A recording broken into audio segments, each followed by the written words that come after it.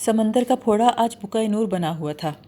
یہ نوجوانوں میں لڑکیوں کے جزیرے کے نام سے مشہور تھا اور سرکاری کاغذات پر سمندر کا پھوڑا لکھا جاتا تھا۔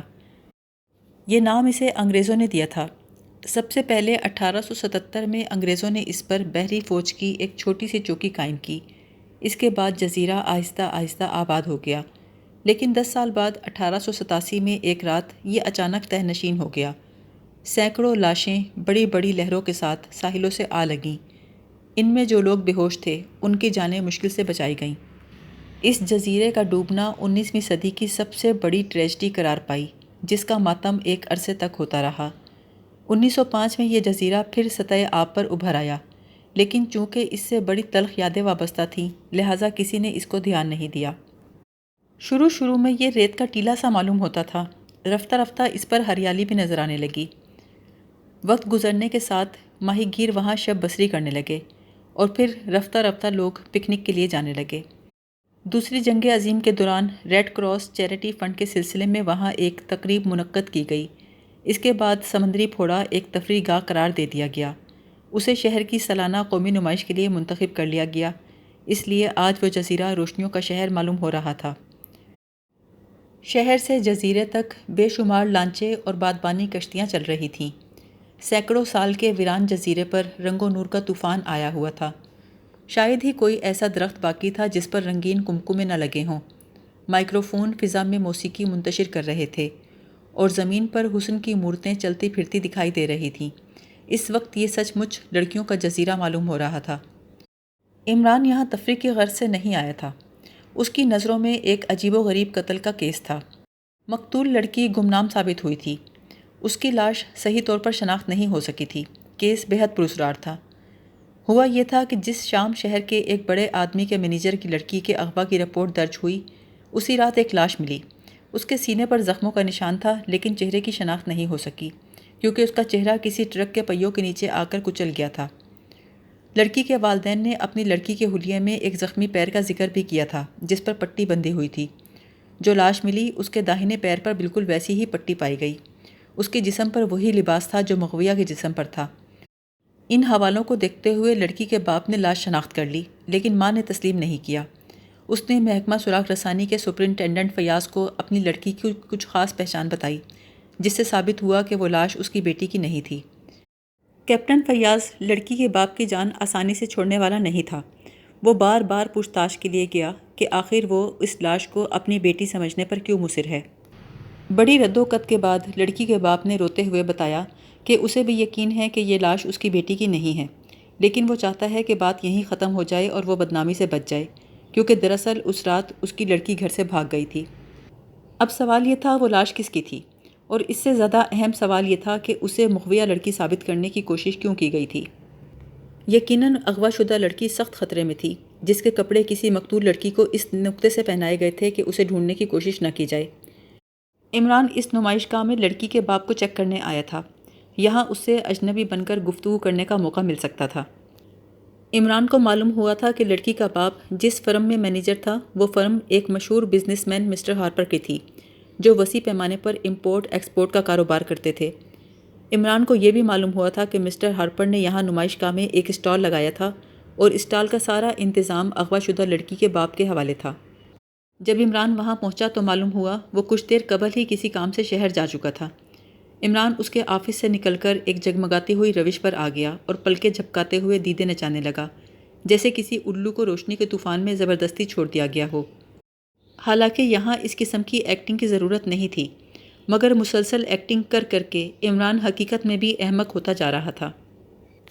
سامنے والی روش سے دو لڑکیاں اسی طرف آ رہی تھیں۔ انہیں راستہ دینے کے لیے عمران کنارے پہ ہو گیا، لیکن وہ دونوں عین اس کے سامنے آ کے رک گئیں۔ ایک کہنے لگی، کیوں یہی حضرت تھے نا؟ دوسری بولی، ہاں ہاں بالکل یہی تھے۔ عمران نے آنکھیں پھاڑ کے کہا، میں تھا نہیں، میں تو ہوں۔ پہلی لڑکی بولی، وہ تم ہی تھے، تم نے پچھلے برس مجھے گالی دی تھی۔ عمران نے کہا، آپ کو غلط فہمی ہوئی ہے، وہ میرے بڑے بھائی ہوں گے، میری ہی شکل صورت جیسے ہیں۔ دوسری لڑکی نے پہلی کی طرف دیکھا، آنکھ سے کچھ اشارہ کیا اور بولی، نہیں انہوں نے گالی نہیں دی ہوگی، یہ تو بڑے اچھے آدمی معلوم ہوتے ہیں۔ عمران بولا، جی ہاں، مجھے تو گالیاں بالکل نہیں آتی، صرف ایک آتی ہے، وہ کیا کہتے ہیں، ہراز مادہ، نہیں ہمار زادہ۔ عمران کے حماقت زدہ چہرے پر سنجیدگی کے ساتھ الجھن کے ایسے آثار تھے جیسے یادداشت پر زور دیتے وقت پیدا ہوتے ہیں۔ لڑکیوں نے حیرت سے ایک دوسرے کو دیکھا اور مسکرا دی، آنکھوں ہی آنکھوں میں ایک دوسرے کو اشارہ کیا، پھر ایک بولی، چلیے پھر گفتگو کیفے رونیک میں چل کے ہوتی ہے۔ عمران ان کے ساتھ بے ڈھنگی چال چلتا ہوا کیفے میں پہنچا۔ لڑکیاں اب سنجیدہ ہو گئی تھیں۔ کیفے رونیک نمائش میں سب سے شاندار کیفے تھا۔ یہاں 2-3 میزیں ہی خالی تھیں۔ جیسے ہی وہ لوگ ایک میز پہ بیٹھے، ایک ویٹر ان کے سر پہ مسلط ہو گیا۔ لڑکیاں عمران کی طرف دیکھنے لگیں۔ عمران نے کہا، 3 گلاس پانی لے آؤ۔ جی صاحب۔ ایک لڑکی بولی، پانی کے علاوہ گرلڈ چکن 3 پلیٹ، 3 اسٹیکس اور کافی بھی لانا۔ عمران کے چہرے پر حماقت کے ساتھ ایسی بوکھلاہٹ نظر آنے لگی جیسے اس کے پاس پیسے نہ ہوں۔ پہلی لڑکی نے عمران کے ہاتھ پر ہاتھ رکھ کر بڑی محبت سے کہا، کیوں ڈیئر، پریشان کیوں ہو گئے؟ عمران نے شرما کے اپنا ہاتھ کھینچ لیا۔ دوسری نے کہا، تم مجھے بڑے اچھے لگے ہو۔ عمران پیچھے ہٹنے کی کوشش کرتے ہوئے بولا، دیکھیے مجھے گھر جانا ہے۔ وہ اس انداز سے اٹھا کہ کرسی الٹ گئی، کرسی کے ساتھ ہی وہ بھی گر پڑا۔ آس پاس کے لوگ چونک کے اٹھ کھڑے ہوئے اور لڑکیاں تو سناٹے میں آ گئیں کیونکہ عمران آنکھیں بند کیے ایسے گہرے سانس لے رہا تھا جیسے بے ہوش ہو گیا ہو۔ لڑکیوں کو لینے کے دینے پڑ گئے تھے۔ ان میں سے ایک نے عمران کو جھنجھوڑتے ہوئے کہا، انور بھائی کیا ہوا آپ کو؟ انور بھائی ہوش میں آئیے۔ ساتھ والی میز پر بیٹھے ہوئے ایک آدمی نے پوچھا، کیا ہو گیا ہے ان کو؟ دوسری لڑکی نے گھبرائی ہوئی آواز میں کہا، معلوم نہیں، اچانک بے ہوش ہو گئے ہیں۔ پہلی لڑکی جو عمران کو ہوش میں لانے کی تدبیر کر رہی تھی، بڑی چالاکی سے اس کا ہاتھ عمران کے کوٹ کی اندرونی جیب میں کھسک گیا۔ اب بے ہوش پڑے رہنا دانش مندی نہیں تھی، لہٰذا وہ ہولے ہولے کراہتے ہوئے اٹھ بیٹھا۔ ان کے گرد کافی بھیڑ اکٹھی ہو چکی تھی۔ لوگ بے ہوشی کی وجہ پوچھ رہے تھے۔ ان میں سے بیشتر کا خیال تھا کہ عمران پیے ہوئے ہے۔ عمران گھبرائے ہوئے بچے کی طرح بولا، مجھے باہر لے چلو۔ لڑکیوں نے جلدی سے اس کے بازو پکڑے اور کہا، آئیے آئیے چلیے۔ باہر آ کر لڑکی نے پوچھا، آپ کو ہوا کیا تھا؟ عمران نے گھگھیا کر کہا، میں نہیں جانتا کیا ہوا، پلیز مجھے گھر پہنچا دیجیے۔ لو، اب گھر بھی ہم پہنچائیں؟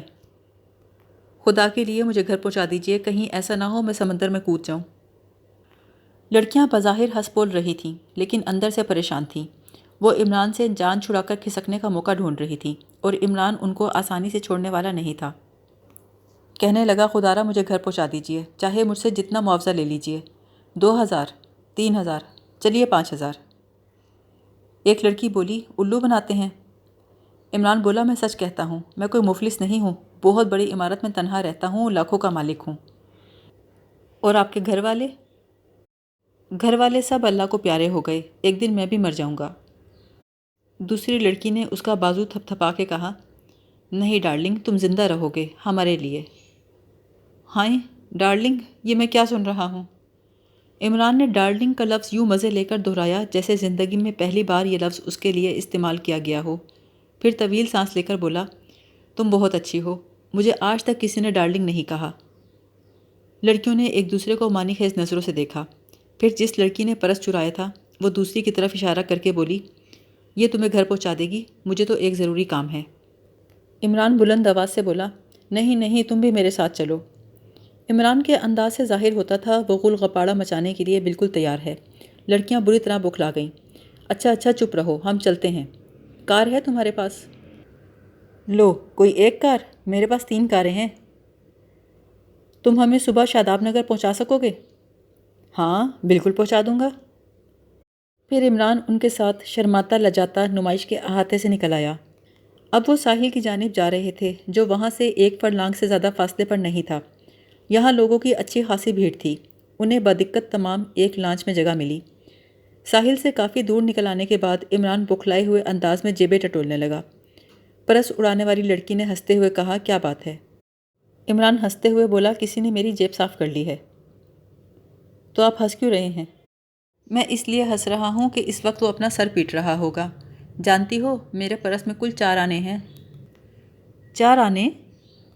ہاں، میں جب بھی بھیڑ میں جاتا ہوں نا، پرس میں صرف 4 آنے رکھتا ہوں۔ تو کیا آپ کے پاس لانچ کا کرایہ ادا کرنے کے لیے بھی پیسے نہیں ہیں؟ پیسے تو نہیں ہیں میرے پاس، لیکن میں اپنے گھر پہنچ کر 1 پائی ادا کر دوں گا۔ اس کے علاوہ بھی جو خدمت کہو گی کروں گا۔ ساحل پر پہنچ کر عمران نے ایک ٹیکسی روکی اور اسے دانش منزل کا پتہ بتایا۔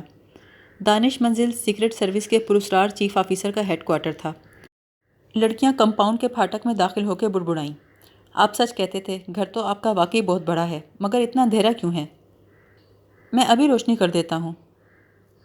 مگر آپ کے نوکر کہاں ہیں؟ اصل میں مجھے پڑھے لکھے نوکر نہیں ملتے، جاہل نوکر میں رکھتا نہیں۔ جیسا کہ اکبر الہ آبادی نے کہا ہے نا، کھانا ہوٹل سے کھاتا ہوں اور مروں گا کسی ہسپتال جا کر۔ آپ نے ابھی تک شادی نہیں کی؟ میں ایسی بیوی چاہتا ہوں جو دنیا کی ہر زبان بول اور لکھ سکتی ہو۔ کیا تمہاری نظر میں کوئی ایسی لڑکی ہے؟ یہ سب بکواس کرنے کے دوران عمران نے دروازہ کھولا اور روشنی کر دی۔ راہداریوں میں قالین بچھے ہوئے تھے۔ لڑکیاں حیران رہ گئیں۔ تھوڑی ہی دیر میں وہ دونوں عمارت کا ایک ایک کمرہ دیکھتی پھر رہی تھیں۔ عمران انہیں کچھ دیر بعد کمرہ نشست میں لے آیا۔ جب وہ بیٹھ گئیں تو بولا، اب آپ ذرا میرا پرس واپس کر دیجئے۔ یہ سن کر پرس چوری کرنے والی لڑکی کے چہرے پر ہوائیاں اڑنے لگیں، لیکن دوسری لڑکی بڑی ڈٹائی سے بولی، آپ ہمارا کچھ نہیں بگاڑ سکتے، الٹا اگر ہم نے شور کر دیا تو آپ کی خیر نہیں۔ عمران نے بڑی سنجیدگی سے کہا، کوشش کر کے دیکھ لو، کمرے کے دروازے مقفل ہیں، دیواریں ساؤنڈ پروف ہیں، تمہاری آواز یہیں گونج کے رہ جائے گی۔ لڑکی نے جلدی سے اپنا بیگ کھولا، عمران کا پرس نکال کر اس کی گود میں پھینک دیا۔ عمران نے پرس کھول کر 4 آنے نکالے اور انہیں لڑکی کے ہاتھ میں دیتا ہوا بولا، رکھ لو، کبھی کام آئیں گے۔ دونوں لڑکیاں اٹھ کھڑی ہوئیں، اب آپ ہمیں جانے دیجیے۔ عمران بولا، میں نے وعدہ کیا ہے نا، تمہیں صبح شاداب نگر پہنچا دوں گا۔ پہلی لڑکی اٹھ کھڑی ہوئی، میں ابھی جاؤں گی، یہ کہہ کر وہ دروازے کی طرف جھپٹی اور دروازہ کھولنے کے لیے زور لگانے لگی۔ وہ ساؤنڈ پروف کمرے کے آٹومیٹک دروازے تھے جن میں سیسا بھرا گیا تھا۔ ایک آٹومیٹک لاک استعمال کیے بغیر وہ کھل نہیں سکتے تھے۔ عمران نے کہا، محترمہ آپ واپس آ جائیے، آخر آپ ڈر کس بات سے رہی ہیں؟ میں آپ کو پولیس کے حوالے نہیں کروں گا۔ یہ بتائیے، آپ شاداب نگر کے ماڈل اسکول کی ٹیچر ہی ہیں نا؟ لڑکی کے چہرے پر پسینے کی بوندیں نمودار ہو گئیں۔ آپ کون ہیں؟ عمران بولا، میں تو محض ایک پاگل ہوں۔ پھر آپ جناب کو بالائے طاق رکھتے ہوئے بولا، مجھے معلوم ہے تم شاداب نگر کے گرلز ماڈل اسکول میں ٹیچر ہو۔ تمہارا پیشہ بڑا معزز ہے، لیکن تم ایسے کاموں میں پڑی ہوئی ہو۔ کیا تم اپنی طالبات کو اس قسم کی تعلیم دیتی ہوں گی؟ کیا تم چوری کی بجائے زیادہ محنت کر کے اپنے اخراجات پورے نہیں کر سکتی؟ پھر وہ دوسری لڑکی سے مخاطب ہو کر بولا، اس کے بارے میں تو مجھے معلوم ہے کہ یہ ٹیچر ہے، اب تم بتاؤ تم کون ہو؟ دیکھنے میں تو تم بھی شریف گھرانے کی لگتی ہو۔ لڑکی نے بات کا جواب دینے کی بجائے پوچھا، کیا آپ کوئی پولیس آفیسر ہیں؟ عمران نے کہا، تمہیں اس سے سروکار نہیں ہونا چاہیے۔ اگر آپ کوئی سرکاری آفیسر نہیں تو آپ کو بتانے سے کچھ فائدہ نہیں، بس اتنا جان لیجئے میں زندگی سے تنگ آ گئی ہوں، میں اس طرح جینے پر موت کو ترجیح دیتی ہوں۔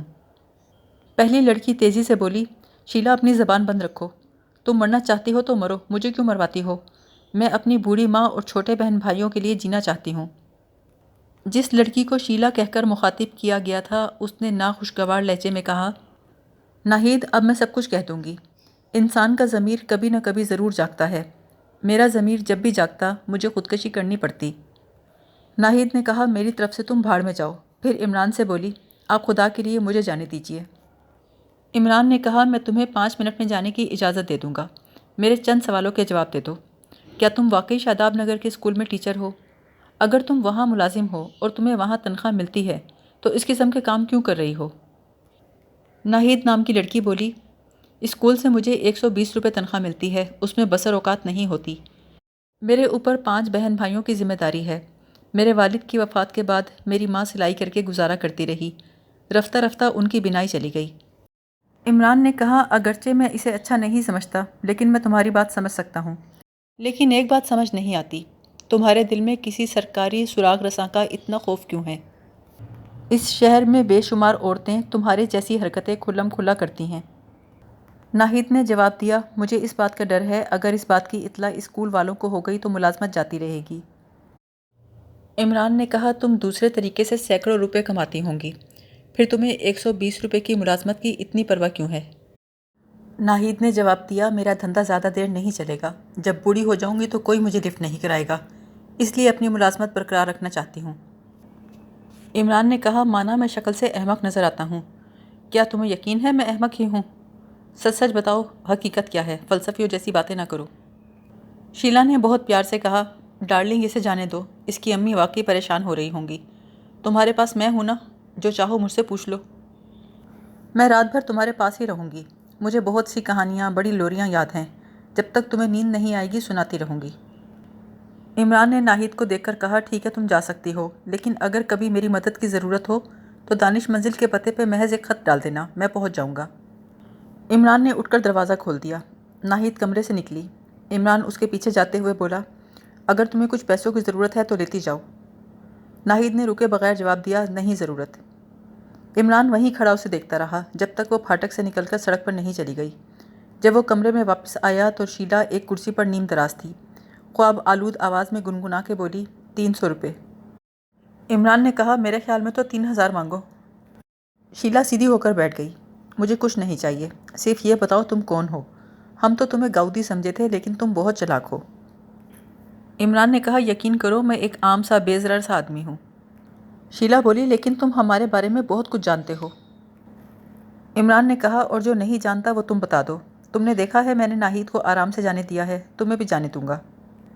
شیلا کہنے لگی، یہ تو ٹھیک ہے کہ تم برے آدمی معلوم نہیں ہوتے، لیکن اگر میں نے سب کچھ بتا دیا تو مجھے اپنی زندگی سے ہاتھ دھونے پڑیں گے.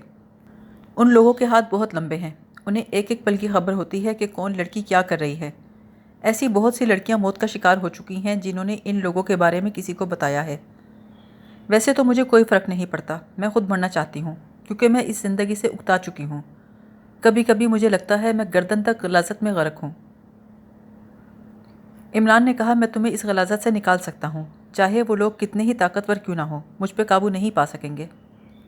شیلا نے کہا، نہ جانے کیوں لگتا ہے یہ زندگی کی آخری رات ہے. عمران خاموشی سے اسے دیکھتا رہا. وہ چاہتا تھا لڑکی خود اصل موضوع پر آ جائے. کچھ دیر کے بعد وہ بولی، کبھی میں ایک اچھی لڑکی تھی. میرا تعلق ایک عام سے غریب گھرانے سے تھا. تعلیم ختم کرتے ہی مجھے ملازمت کی فکر ہو گئی. میری جان پہچان ایک بارسوخ آدمی سے ہوئی. اس نے 1 ماہ کے اندر اندر مجھے ایک بہت اچھے اسکول میں ملازمت دلوا دی. میں اس کی بہت شکر گزار تھی. اس کے احسان کا بوجھ میرے کندھے پر تھا. وہ جب بھی مجھے ملنے کو کہتا میں کبھی انکار نہ کرتی. پھر ایک دن میں اس کے ہاتھوں برباد ہو گئی. وہی دن میرے سکھ کا آخری دن تھا. تب سے آج تک میں خشک پتے کی طرح چکراتی پھر رہی ہوں. اس نے مجھ سے شادی کا وعدہ کیا تھا لیکن اس کے بعد وہ ایسے غائب ہو گیا جیسے گدھے کے سر سے سینگ. اس کے جانے کے کچھ دن بعد مجھے ڈاک کے ذریعے چند تصاویر موصول ہوئیں. یہ میری اسی آدمی کے ساتھ چند ایسی تصاویر تھیں جو مجھے برباد کر سکتی تھی.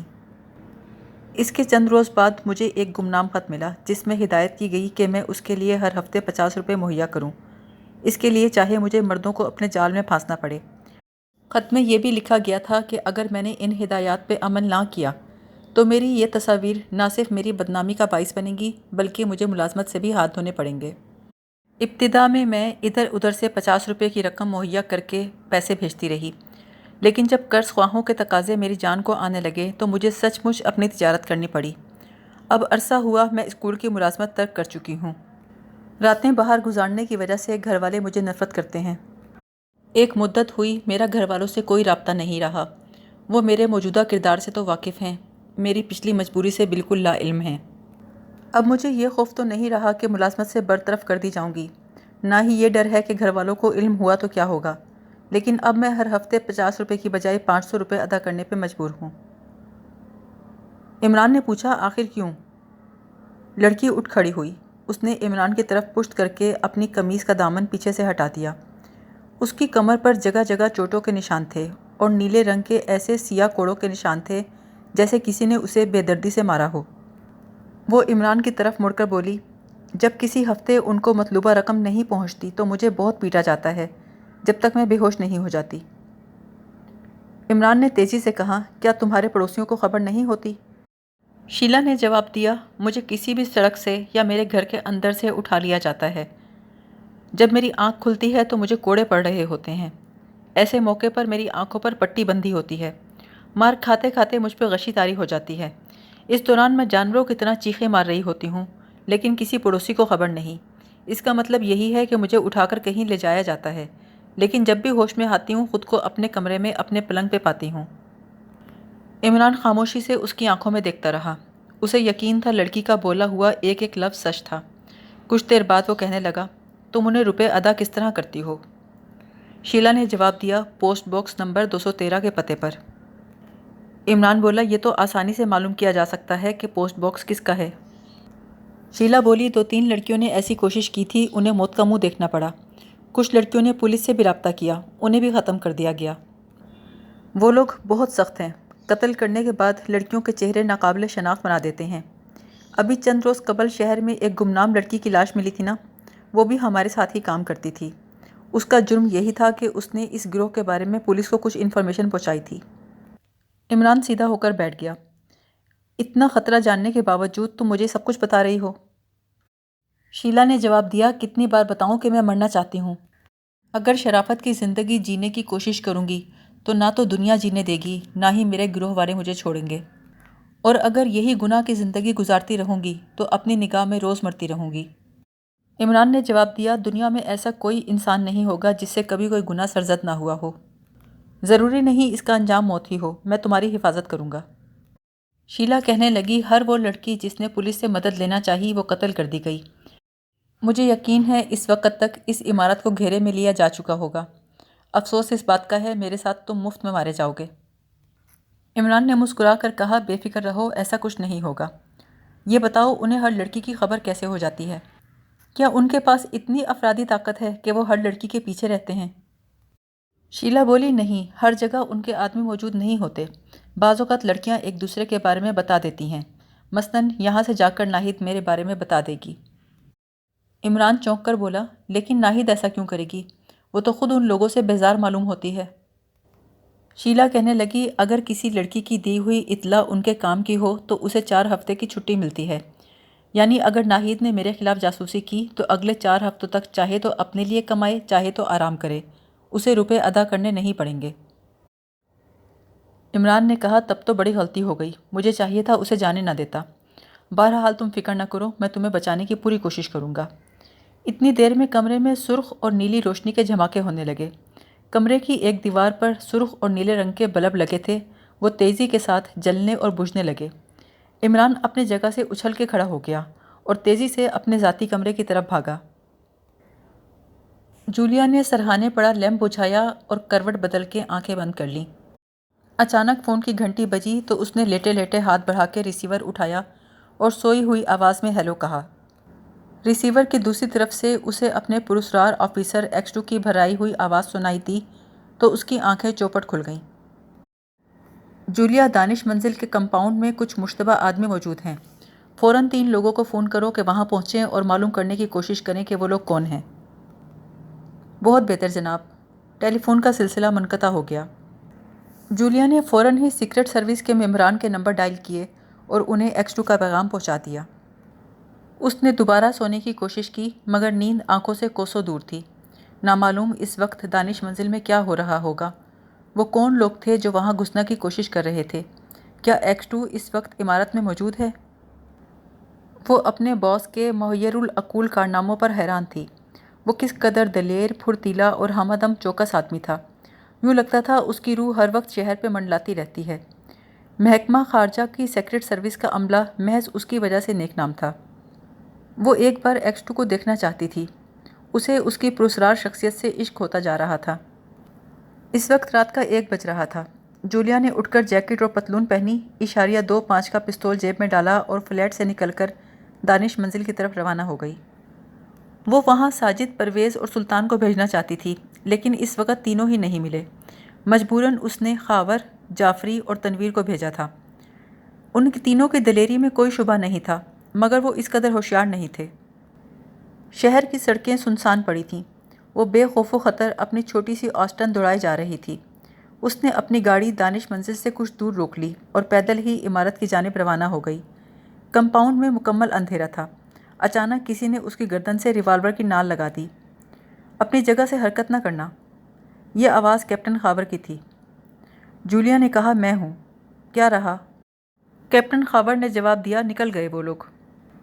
جولیا تیزی سے بولی، کیا تم لوگوں نے ان کا تعاقب کرنے کی کوشش نہیں کی؟ خاور بولا، وہ لوگ پھاٹک سے نکلتے ہی اندھیرے میں غائب ہو گئے۔ جولیا نے غصے سے کہا، غائب کیسے ہو گئے؟ زمین پھٹ گئی یا آسمان نکل گیا؟ جعفری کو جولیا کا تحکمانہ انداز پسند نہیں آیا۔ وہ غصے سے بولا، کیا تمہیں معلوم نہیں یہاں قریب ہی ایک سینما ہے؟ اس وقت سیکنڈ شو کے تماشائی غول در غول گزر رہے تھے۔ وہ چاروں تیزی سے ان میں گھس گئے۔ جولیا نے بیزاری سے کہا، اچھا ٹھیک ہے، اب تم لوگ جا سکتے ہو۔ تنویر نے پوچھا، کیا ہمیں عمارت میں داخل ہو کر حالات کا جائزہ لینا چاہیے؟ جولیا نے جواب دیا، اس بارے میں مجھے کوئی ہدایت نہیں دی گئی، اب تم جو بھی کرو گے اپنی ذمہ داری پہ کرو گے، یہ کہہ کر وہ پھاٹک سے نکل آئی۔ جولیا کو فون کرنے کے بعد عمران کمرے میں واپس آیا تو شیلا اطمینان سے بیٹھی سگریٹ کے کش لے رہی تھی۔ اس کے انداز سے معلوم ہوتا تھا وہ اپنے ہی مکان میں بیٹھی ہے۔ عمران نے کہا، مطمئن رہو، وہ لوگ تمہارا کچھ نہیں بگاڑ سکیں گے۔ شیلا نے کہا، تم خواہ اپنا وقت ضائع کر رہے ہو، میں کہہ تو چکی ہوں میں خود مرنا چاہتی ہوں۔ عمران نے نرمی سے کہا، تمہارے مرنے سے کسی کو کوئی فائدہ نہیں ہوگا، البتہ تمہاری زندگی ملک و قوم کو فائدہ ضرور پہنچا سکتی ہے۔ مجھے ملک و قوم سے کوئی دلچسپی نہیں ہے، کیونکہ اسی ملک و قوم میں میرا وجود بکھر گیا ہے۔ عمران نے مایوسی کے انداز میں سر ہلا کر کہا، خیر یہ رات تو اسی کمرے میں گزارو، تم نے وعدہ کیا تھا۔ شیلا نے کہا، وہ دوسری بات تھی، میرا خیال تھا تم سے کم 2 ہفتوں کی رقم ایٹھ لوں گی۔ میں تمہیں 4 ہفتوں کی رقم دوں گا، لیکن تمہیں میرے کہنے پہ عمل کرنا پڑے گا۔ کیا تھوڑی سی شراب مل سکتی ہے؟ نہیں، مجھے تو شراب کے نام سے بھی نفرت ہے۔ دیکھو، اگر تم میرے لیے شراب مہیا کر سکو تو میں رات یہاں گزار لوں گی۔ اس عمارت میں شراب ممنوع ہے، اس کا تو نام لینا بھی جرم ہے۔ تو پھر تم مجھے نہیں روک سکتے۔ اچھا تو چلی جاؤ۔ شیلا ہنسنے لگی، تمہیں اپنے کمرے کے خودکار دروازوں پہ بڑا گھمنڈ ہے۔ عمران کچھ نہ بولا، دروازہ کھول کر باہر نکلا اور دروازہ آٹومیٹک انداز سے بند ہو گیا۔ اس نے گھوم پھر کر پوری عمارت کا جائزہ لیا، پھر بیرونی برآمدے میں چلا آیا۔ کمپاؤنڈ سنسان پڑا تھا، جھینگروں کی آوازیں آ رہی تھیں۔ وہ تقریباً 10 منٹ وہیں کھڑا رہا، پھر نیچے اتر کر عمارت کے عقبی حصے کی جانب چلا گیا۔ تھوڑی دیر وہاں ٹھہرا، پھر دوبارہ صدر دروازے پہ پہنچ گیا۔ اچھی طرح اطمینان کرنے کے بعد واپس آ کر اس نے جو ہی ساؤنڈ پروف کمرے کا دروازہ کھولا، وہ بری طرح بوکھلا گیا۔ شیلا وہاں موجود نہیں تھی۔ وہ تیر کی طرح نکل کر کمپاؤنڈ کے پھاٹک پر آیا، لیکن سامنے سڑک ویران پڑی تھی۔ اس نے زبردست غلطی کی تھی، ایک نہیں بلکہ 2 غلطیاں۔ پہلی غلطی تو یہ کہ اس نے شیلا سے یہ اہم ترین بات نہیں پوچھی کہ ناہید کس ذریعے سے شیلا کے متعلق اطلاع دے گی۔ دوسری غلطی اس کی بے احتیاطی تھی، اس نے خودکار دروازوں کا استعمال اس طرح کیا کہ شیلا ان سے واقف ہو گئی۔ وہ یہی سمجھتا رہا کہ شیلا اس طرف نہیں دیکھ رہی۔ اب اس کے پاس تفتیش کے لیے 2 ہی سرے باقی تھے، ایک تو پوسٹ باکس نمبر 213، دوسرا ناہید کا پتہ۔ عمران نے ایکس 2 کا لہجہ اپنا کر کیپٹن ساجد کو پوسٹ باکس نمبر 213 کے بارے میں معلومات حاصل کرنے کی ہدایت کی اور اپنے فلیٹ کی طرف روانہ ہو گیا۔ دوسری صبح عمران خاصی دیر سے بیدار ہوا۔ دھوپ پھیل چکی تھی لیکن اس کے فلیٹ پر الو بول رہے تھے۔ اس کا نوکر سلیمان 3 دن سے غیر حاضر تھا۔ ابھی وہ ناشتے سے فارغ ہوا ہی تھا کہ کیپٹن ساجد کا فون آ گیا۔ اس نے جو رپورٹ پیش کی اس کے مطابق یہ پوسٹ باکس اس شہر کے سب سے زیادہ چھپنے والے ایک ماہنامے کا نکلا۔ یہ ماہنامہ عام لوگوں میں ادب و ثقافت کا علم بردار سمجھا جاتا تھا۔ ادب کا اس لیے کہ اس میں فلمی ستاروں کی کمزوریاں اچھالی جاتی تھیں، ثقافت کا اس لیے کہ اس کے سرورق پر مغربی دنیا کی ماڈرن ماڈلز کی تصاویر ہوتی تھیں۔ کسی زمانے میں عمران نے کئی اوٹ پٹانگ کہانیاں لکھی تھیں۔ اس نے الماری کھول کر ایک فائل نکالی اور کہانی کا مسودہ ہاتھ میں اٹھائے کمر لچکدار کے دفتر کی طرف روانہ ہو گیا۔ دفتر خاصا شاندار تھا، 1.5 درجن کے قریب افراد اپنے اپنے کام میں مصروف تھے۔ اسے منہ اٹھا کر اندر آتے دیکھ کر ایک شخص نے ٹوکا، فرمائیے کس سے ملنا ہے؟ عمران نے کہا، ایڈیٹر صاحب سے جا کر کہیے ایک بہت بڑے افسانہ نگار ملنے آئے ہیں، نام ہے ابن ہدہد۔ اس آدمی نے عمران کو نیچے سے اوپر تک دیکھا، پھر زیر لب مسکراتا ہوا ایڈیٹر کے کمرے کی جانب چلا گیا۔ کچھ دیر بعد آ کر عمران سے بولا، آئیے۔ عمران اکڑتا ہوا کمرے کی طرف چلا۔ جب دروازے پہ پڑی چک اٹھا کر کمرے میں داخل ہوا تو ایڈیٹر کو تیز نظروں سے خود کو گھورتے ہوئے پایا۔ ایڈیٹر ایک لمبا تڑنگا صحت مند آدمی تھا۔ عمران نے اپنا تعارف کراتے ہوئے کہا، جی بندے کو ابن ہدہد کہتے ہیں۔ ایڈیٹر خاصی تلخی سے بولا، کیا ابن کوئی بیماری ہے؟ جسے دیکھو نام کے ساتھ ابن لگا رہا ہے، کہیے کیا بات ہے؟ عمران نے کہا، جی میں ایک کہانی لایا ہوں۔ دیکھیے میرے پرچے میں جاسوسی کہانیاں شائع نہیں کی جاتی۔ اجی حضرت، یہ تو ایک بہت ہی رومانوی افسانہ ہے، اس کا نام ہے حاتم طائی۔ ایڈیٹر نے کہا، یہ نہیں چلے گا، یہ بہت پرانی چیز ہے۔ عمران نے کہا، ارے آپ دیکھیے تو صحیح، میرا مطلب ہے سنیے تو صحیح۔ اس نے ہاتھ میں پکڑے صفحات کو چہرے کے سامنے کر کے پڑھنا شروع کر دیا۔ صبح کا سہانا وقت تھا۔ ایڈیٹر نے ہاتھ اٹھا کر اسے روکا۔ دیکھیے جناب، یہ نہیں چلے گا۔ آج کل کے پڑھنے والوں کو اس سے کوئی سروکار نہیں کہ صبح کا وقت سہانا تھا یا نہیں۔ عمران نے کہا، اچھا میں اس منظر کو نکال دیتا ہوں، آگے سنیے۔ حاتم اپنے خیمے سے نکل کر تمباکو فروش کی دکان پر آیا، وہاں سے سویٹ کراپ کا تمباکو لے کر تائی کے خیمے کی طرف چل پڑا۔ کس کے خیمے کی طرف؟ ایڈیٹر نے حیرت سے آنکھیں پھاڑ کے کہا۔ تائی کے خیمے کی طرف؟ توئیں سے تائی؟ حاتم کی کوئی تائی چچی نہیں تھی، تائی تو اس کی محبوبہ تھی۔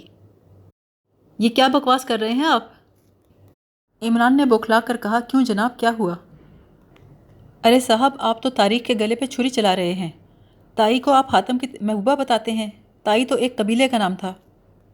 عمران نے زور سے قہقہہ لگایا اور دیر تک اس انداز سے ہنستا رہا جیسے ایڈیٹر کو بڑا کم علم سمجھتا ہو۔ پھر بولا، آپ کے فارمولے سے دیکھا جائے تو مجنو لیلا کا باپ تھا، یا لیلا قبیلہ مجنو سے تعلق رکھتی تھی، اور ہیر رانجھا کی محبوبہ نہیں بلکہ اس کی چاچی تھی۔ ایڈیٹر نے اسے گھور کے کہا، کہیں آپ نشے میں تو نہیں ہیں؟ عمران نے کہا، نشے میں ہوں گے آپ؟ اتنے بڑے ایڈیٹر ہو کر جہالت کی باتیں کرتے ہیں۔ ایڈیٹر نے کہا، آپ جا سکتے ہیں۔ عمران کے زور زور سے بولنے کی آواز باہر جا رہی تھی۔ کمرے میں بہت سے لوگ چلے آئے، ان میں ایک لڑکی بھی تھی جس نے نیلے رنگ کا جیکٹ اور سرخ رنگ کی پتلون پہن رکھی تھی۔ ایڈیٹر نے اپنے اسٹاف کی طرف دیکھتے ہوئے عمران پہ ایک نظر ڈال کر کہا، یہ جناب ایک کہانی لائے ہیں حاتم تائی، جس میں تائی حاتم کی محبوبہ ہے، اور اب یہ لڑنے مرنے پر آمادہ ہیں۔ پھر وہ عمران سے مخاطب ہو کر بولا، اب آپ اپنے پیروں پہ چل کے جانا پسند کریں گے یا میں اپنے آدمیوں کو زحمت دوں کہ وہ یہ خدمت انجام دیں؟ عمران نے بے حد غصیلے انداز میں کہا، میں جا رہا ہوں، جی ہاں، آپ کی قابلیت کا بھانڈا عنقریب پھوٹ جائے گا۔ مجھ سے غلطی ہوئی جو یہاں چلا آیا، ماہنامہ ترچھی نظریہ والے میری پوجا کرتے ہیں۔ ایڈیٹر حلق پھاڑ کے چلایا، گیٹ آؤٹ۔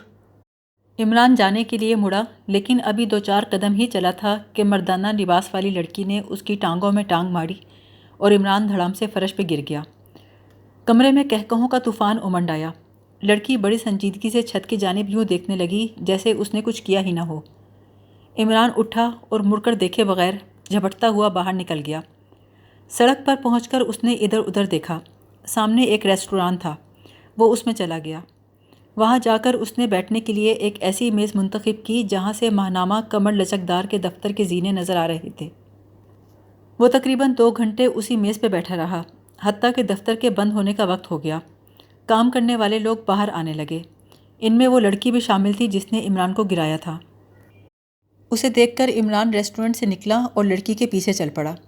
لڑکی کچھ دیر سڑک پہ جاتی رہی، پھر ایک دکان میں گھس گئی۔ وہ ایک اچھا خاصا بڑا جنرل اسٹور تھا۔ عمران بھی وہاں گیا اور جا کر چیزوں کو ایسے ہی الٹنے پلٹنے لگا۔ جو ہی لڑکی کی نظر اس پہ پڑی، وہ گھبرا سی گئی اور خاموشی سے دکان سے نکل آئی۔ عمران بھی فوراً ہی دکان سے نکل آیا۔ لڑکی نے 1-2 دفعہ پیچھے مڑ کر دیکھا، عمران کو اپنے پیچھے آتا دیکھ کر کچھ پریشان سی ہوئی۔ بالآخر ایک جگہ رک گئی۔ کیا بات ہے مسٹر، کس چکر میں ہو؟ عمران نے کہا، تمہارے چکر میں ہوں جانے من۔ اتنا احمق نہیں ہوں کہ حاتم تائی کو لیلا مجنو کی طرح جوڑی بنا دوں۔ میں تو دراصل تم تک پہنچنا چاہتا تھا۔ جب سے تمہیں دیکھا ہے مجھے تم سے وہ ہو گئی ہے۔ مسٹر، تم ہوش میں تو ہو؟ آج ہم پہلی مرتبہ ملے ہیں۔ نہیں، ہم میں تو بہت پرانی بے تکلفی ہے۔ اگر یہ بات نہ ہوتی تو تم ٹانگ مار کر مجھے گراتی کیوں؟ دیکھو مسٹر، میں یہاں اس جگہ بھی تمہارے ساتھ یہی سلوک کر سکتی ہوں۔ ارے جاؤ جاؤ، کیا میں تم سے کمزور ہوں؟ کمزور ہو یا نہیں، پاگل ضرور ہو۔ ارے یہ تو تمہیں شادی کے بعد معلوم ہوگا کہ میں کیا ہوں۔ لگتا ہے تمہارا دماغ خراب ہو گیا، اگر میرے پیچھے آئے تو خیریت نہیں۔ خیریت کی ایسی تیسی۔ انگوٹھی کہاں ہے؟ کون سی انگوٹھی؟ منگنی کی انگوٹھی جو میں نے پچھلے سال تمہاری انگلی میں ڈالی تھی۔ اس کے بعد تم غائب تھی، آج تو ملی ہو۔ دیکھو میں کہتی ہوں دفع ہو جاؤ ورنہ بہت برا ہوگا۔ کیا برا ہوگا؟ تم مجھے دھمکی لگاتی ہو؟ ذرا ٹھہرو، میں سڑک پہ کھڑے کانسٹیبل کو اطلاع دیتا ہوں۔ تمہیں کچھ اندازہ نہیں میں کتنا بے حیا آدمی ہوں، ابھی یہاں بھیڑ لگاتا ہوں۔ لڑکی نے پریشان ہو کر کہا، آخر تم چاہتے کیا ہو؟ تمہارے گھر کا پتہ چاہتا ہوں تاکہ دوبارہ دفتر کا چکر نہ لگانا پڑے۔ لڑکی نے پرس سے ایک وزٹنگ کارڈ نکال کر اس کی طرف بڑھا دیا۔ عمران نے کہا، میں کل تم سے ملنے آؤں گا۔ ملنے کس لیے؟ تمہیں یہ سمجھانے کے لیے کہ تم پتلونیں پہننا چھوڑ دو۔ جس دن تم مردانہ لباس پہننا چھوڑو گی میں تمہارا پیچھا چھوڑ دوں گا۔ لڑکی نے جھنجھلا کر کہا، تم ہوتے کون ہو مجھے روکنے والے؟ میں جو چاہوں پہنوں، تم سے مطلب؟ ارے میں تمہارا منگیتر ہوتا ہوں اور اس وقت تک رہوں گا جب تک تم پتلون پہننا چھوڑ نہیں دیتی۔ ایک بار تم مشرقی لباس پہننا شروع کر دو، اس کے بعد تم کبھی میری شکل نہ دیکھو گی۔ لڑکی نے دانت پیس کر کہا، دیکھو میں شور مچا دوں گی کہ تم مجھ سے بدتمیزی کر رہے ہو۔ ارے خدا کے لیے شور مچاؤ، میں یہی تو چاہتا ہوں۔ اتنی دیر سے کیا میں جھک مار رہا ہوں؟ تم شور مچاؤ گی تو اچھا ہے، دنوں کا کام گھنٹوں میں ہو جائے گا۔ میں لوگوں سے کہوں گا کہ تم پتلون پہنتی ہو، میرا کہنا نہیں مانتی۔ دیکھو اب شرافت سے چلے جاؤ، اگر لوگوں کو پتہ چلا تم مجھے اتنی دیر سے تنگ کر رہے ہو تو تمہاری پٹائی کر دیں گے۔ ارے واہ، کیسے کریں گے پٹائی؟ میں کہوں گا یہ میری بیوی ہے، 2 سال پہلے اپنے خالہ زاد بھائی کے ساتھ بھاگ گئی تھی۔ کارڈ پہ تمہارا نام زیبا تحریر ہے۔ میں سب کو یہ بتاؤں گا اس کا اصل نام جنت بی بی ہے۔ کہوں گا کہ یہ پتلون ڈالے اس لیے پھرتی ہے کہ کوئی اسے پہچان نہ سکے۔ چلو مچاؤ شور۔ لڑکی ایک دم مڑی اور دوسری طرف چل پڑی۔ عمران نے بھی وہی حرکت کی اور وہ مخالف سمت میں چل پڑا۔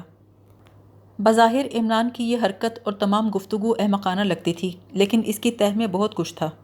زیبا کی بجائے اگر کوئی اور لڑکی ہوتی تو عمران کی اس حرکت پہ ہلڑ مچا دیتی، مگر وہ بری طرح جھنجھلانے کے باوجود خاموشی اختیار کیے رہی، جس کا مطلب یہی تھا کہ وہ ہر صورت میں پولیس سے بچنا چاہتی ہے۔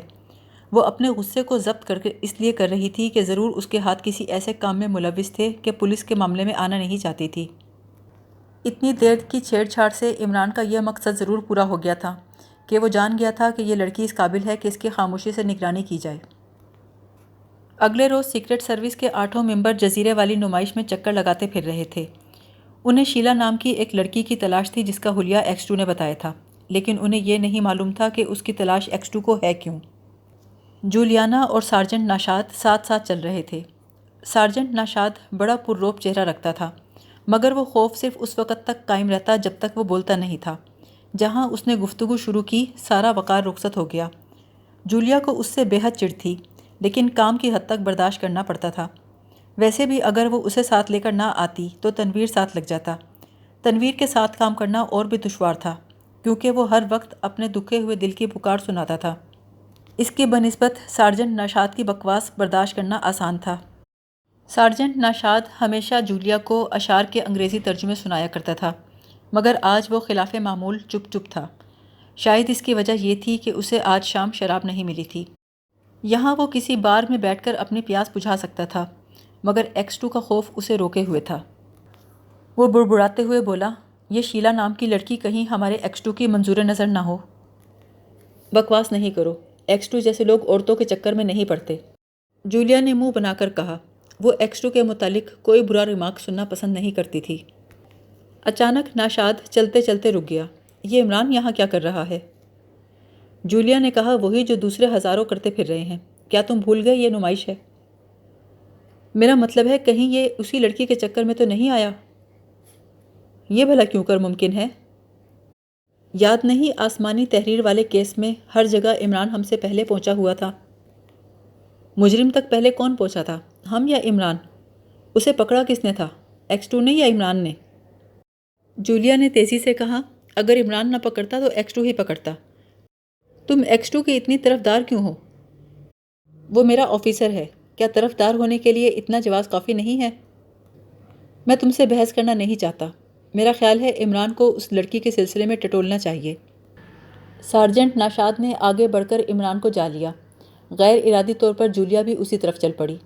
ناشاد نے عمران کے شانے پہ ہاتھ رکھ کر کہا، کس چکر میں ہو دوست؟ عمران نے مڑ کر اسے دیکھا اور جواب دیا، کچھ نہیں، سوچ رہا تھا ابابیل کو لاطینی میں کیا کہتے ہیں۔ پھر جوں ہی جولیا پہ نظر پڑی بولا، اوہ مس فولیا بھی آئی ہیں۔ وہ ناگواری سے بولی، فولیا نہیں جولیا۔ او معاف کیجیے گا، مجھے نام ہمیشہ اسی طرح یاد رہتے ہیں۔ آج تو آپ 8 یہاں موجود ہیں۔ سارجنٹ ناشاد نے کہا، یہ تو بہت بری بات ہے کہ تم 8 کو پہچانتے ہو۔ عمران نے کہا، اس میں برائی کیا ہے شاداب؟ شاداب نہیں، ناشاد۔ ہاں ہاں وہی، تو اس میں برائی کیا ہے؟ برائی تو مسٹر عمران اس وقت معلوم ہوگی جب تم کسی سے اس کا تذکرہ کرو گے۔ یعنی میں جس سے بھی تذکرہ کروں گا وہ تمہیں گالیاں دے گا، کیوں؟ بھائی تم تذکرہ کر کے دیکھ لو، پھر دیکھنا کیا حشر ہوتا ہے تمہارا۔ جولیا نے دخل دے کر کہا، سارجنٹ ناشاد اس جگہ کتنی دیر ٹھہرنے کا ارادہ ہے؟ ناشاد سے پہلے عمران بولا، جب تک بیچارہ عمران آپ کی حیثیت نہ بھول جائے۔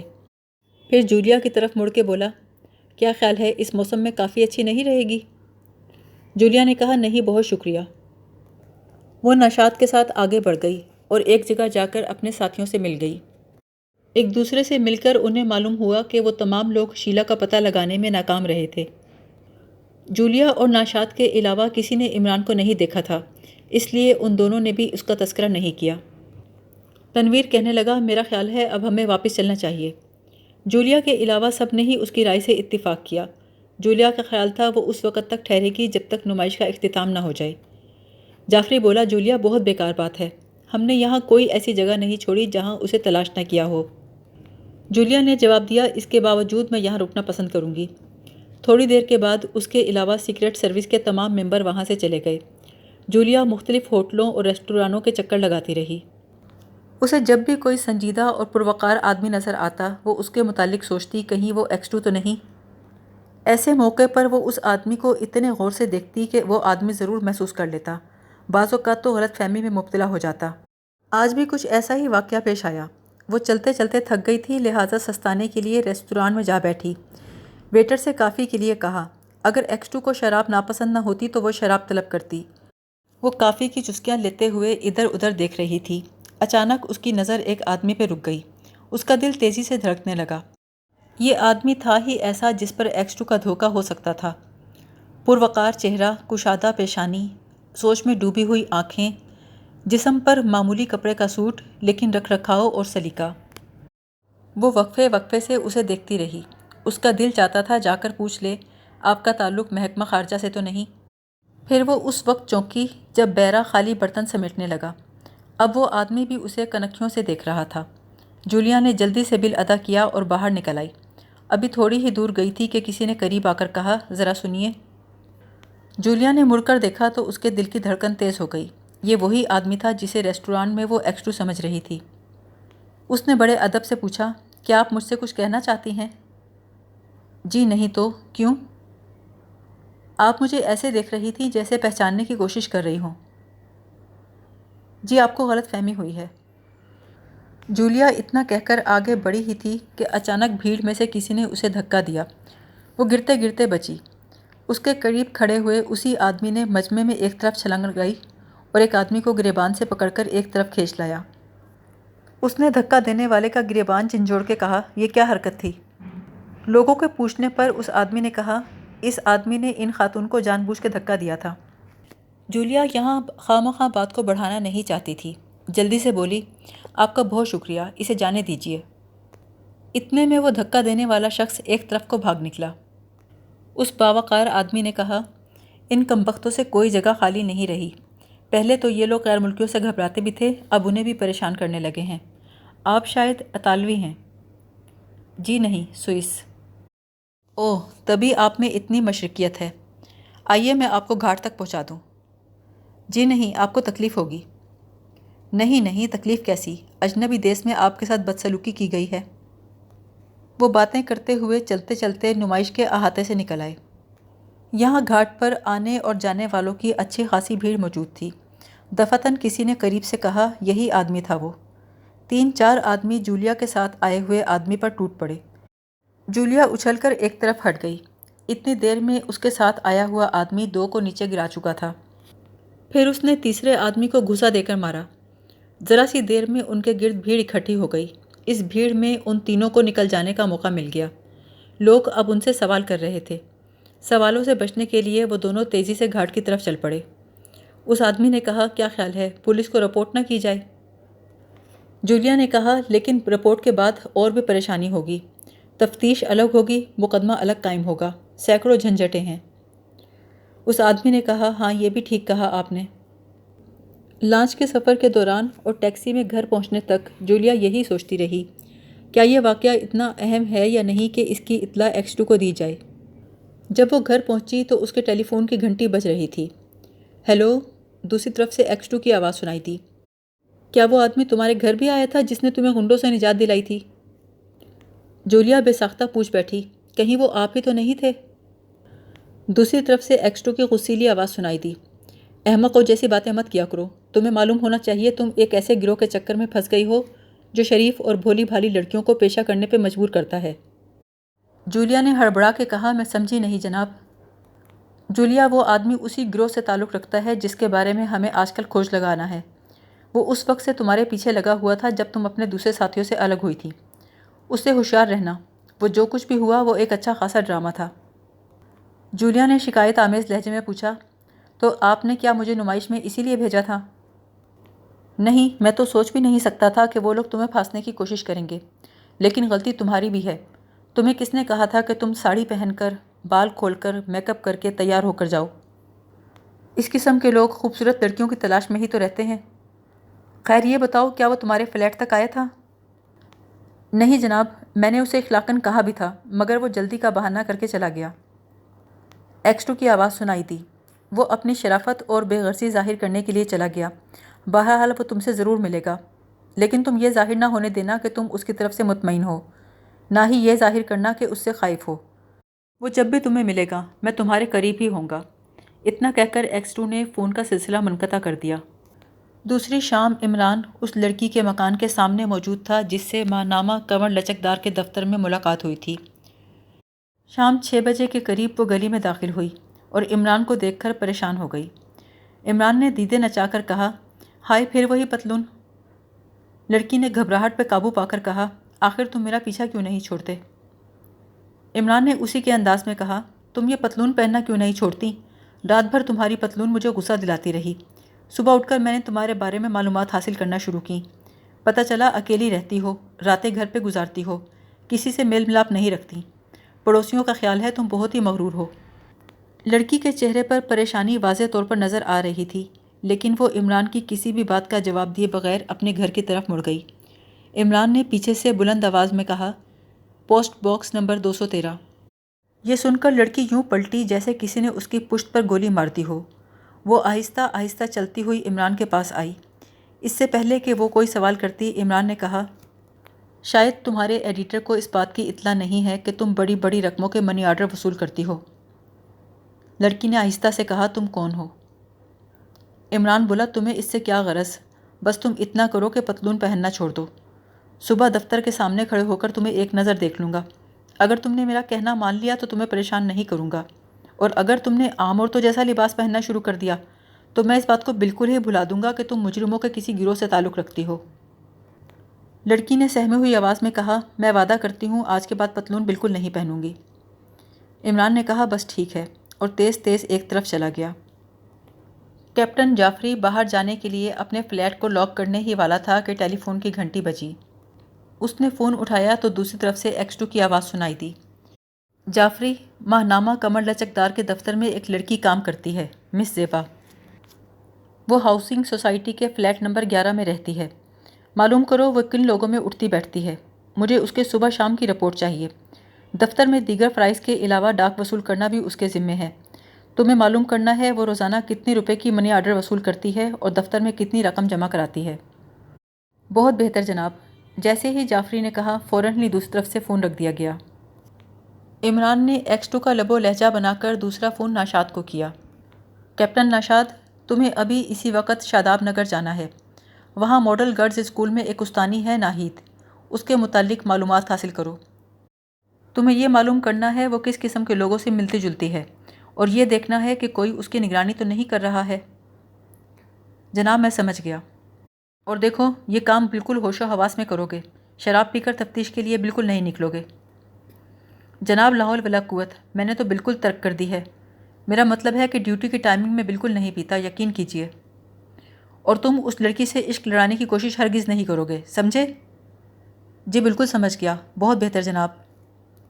ایکسٹو کے حکم پر کیپٹن خاور اس لڑکی کے باپ کے متعلق چھان بین کر رہا تھا جس کی لاش سڑک پہ پائی گئی تھی۔ اس نے اپنی رپورٹ مکمل کر کے ایکسٹو کے مخصوص نمبر ڈائل کیے۔ جناب عالی، لڑکی کے باپ نے بتایا ہے کہ اسے بھی یقین نہیں ہے کہ وہ لاش اس کی بیٹی رابعہ کی ہے۔ وہ مسٹر ہارپر کا مینیجر ہے۔ ہارپر کو تو آپ جانتے ہی ہوں گے، بے اندازہ دولت کا مالک ہے۔ اس لڑکی رابعہ کے متعلق اور کیا معلوم ہوا؟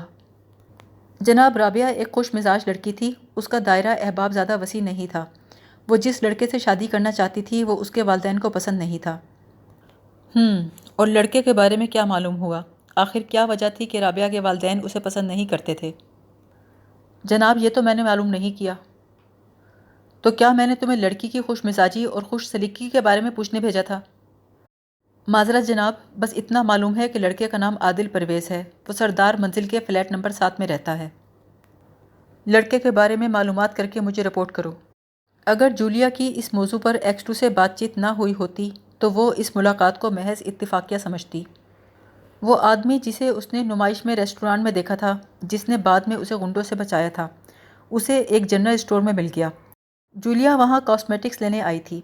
پہلے اس نے سوچا کہ چپ چاپ نکل جائے، لیکن پھر ایکس 2 کی ہدایت کا خیال آیا۔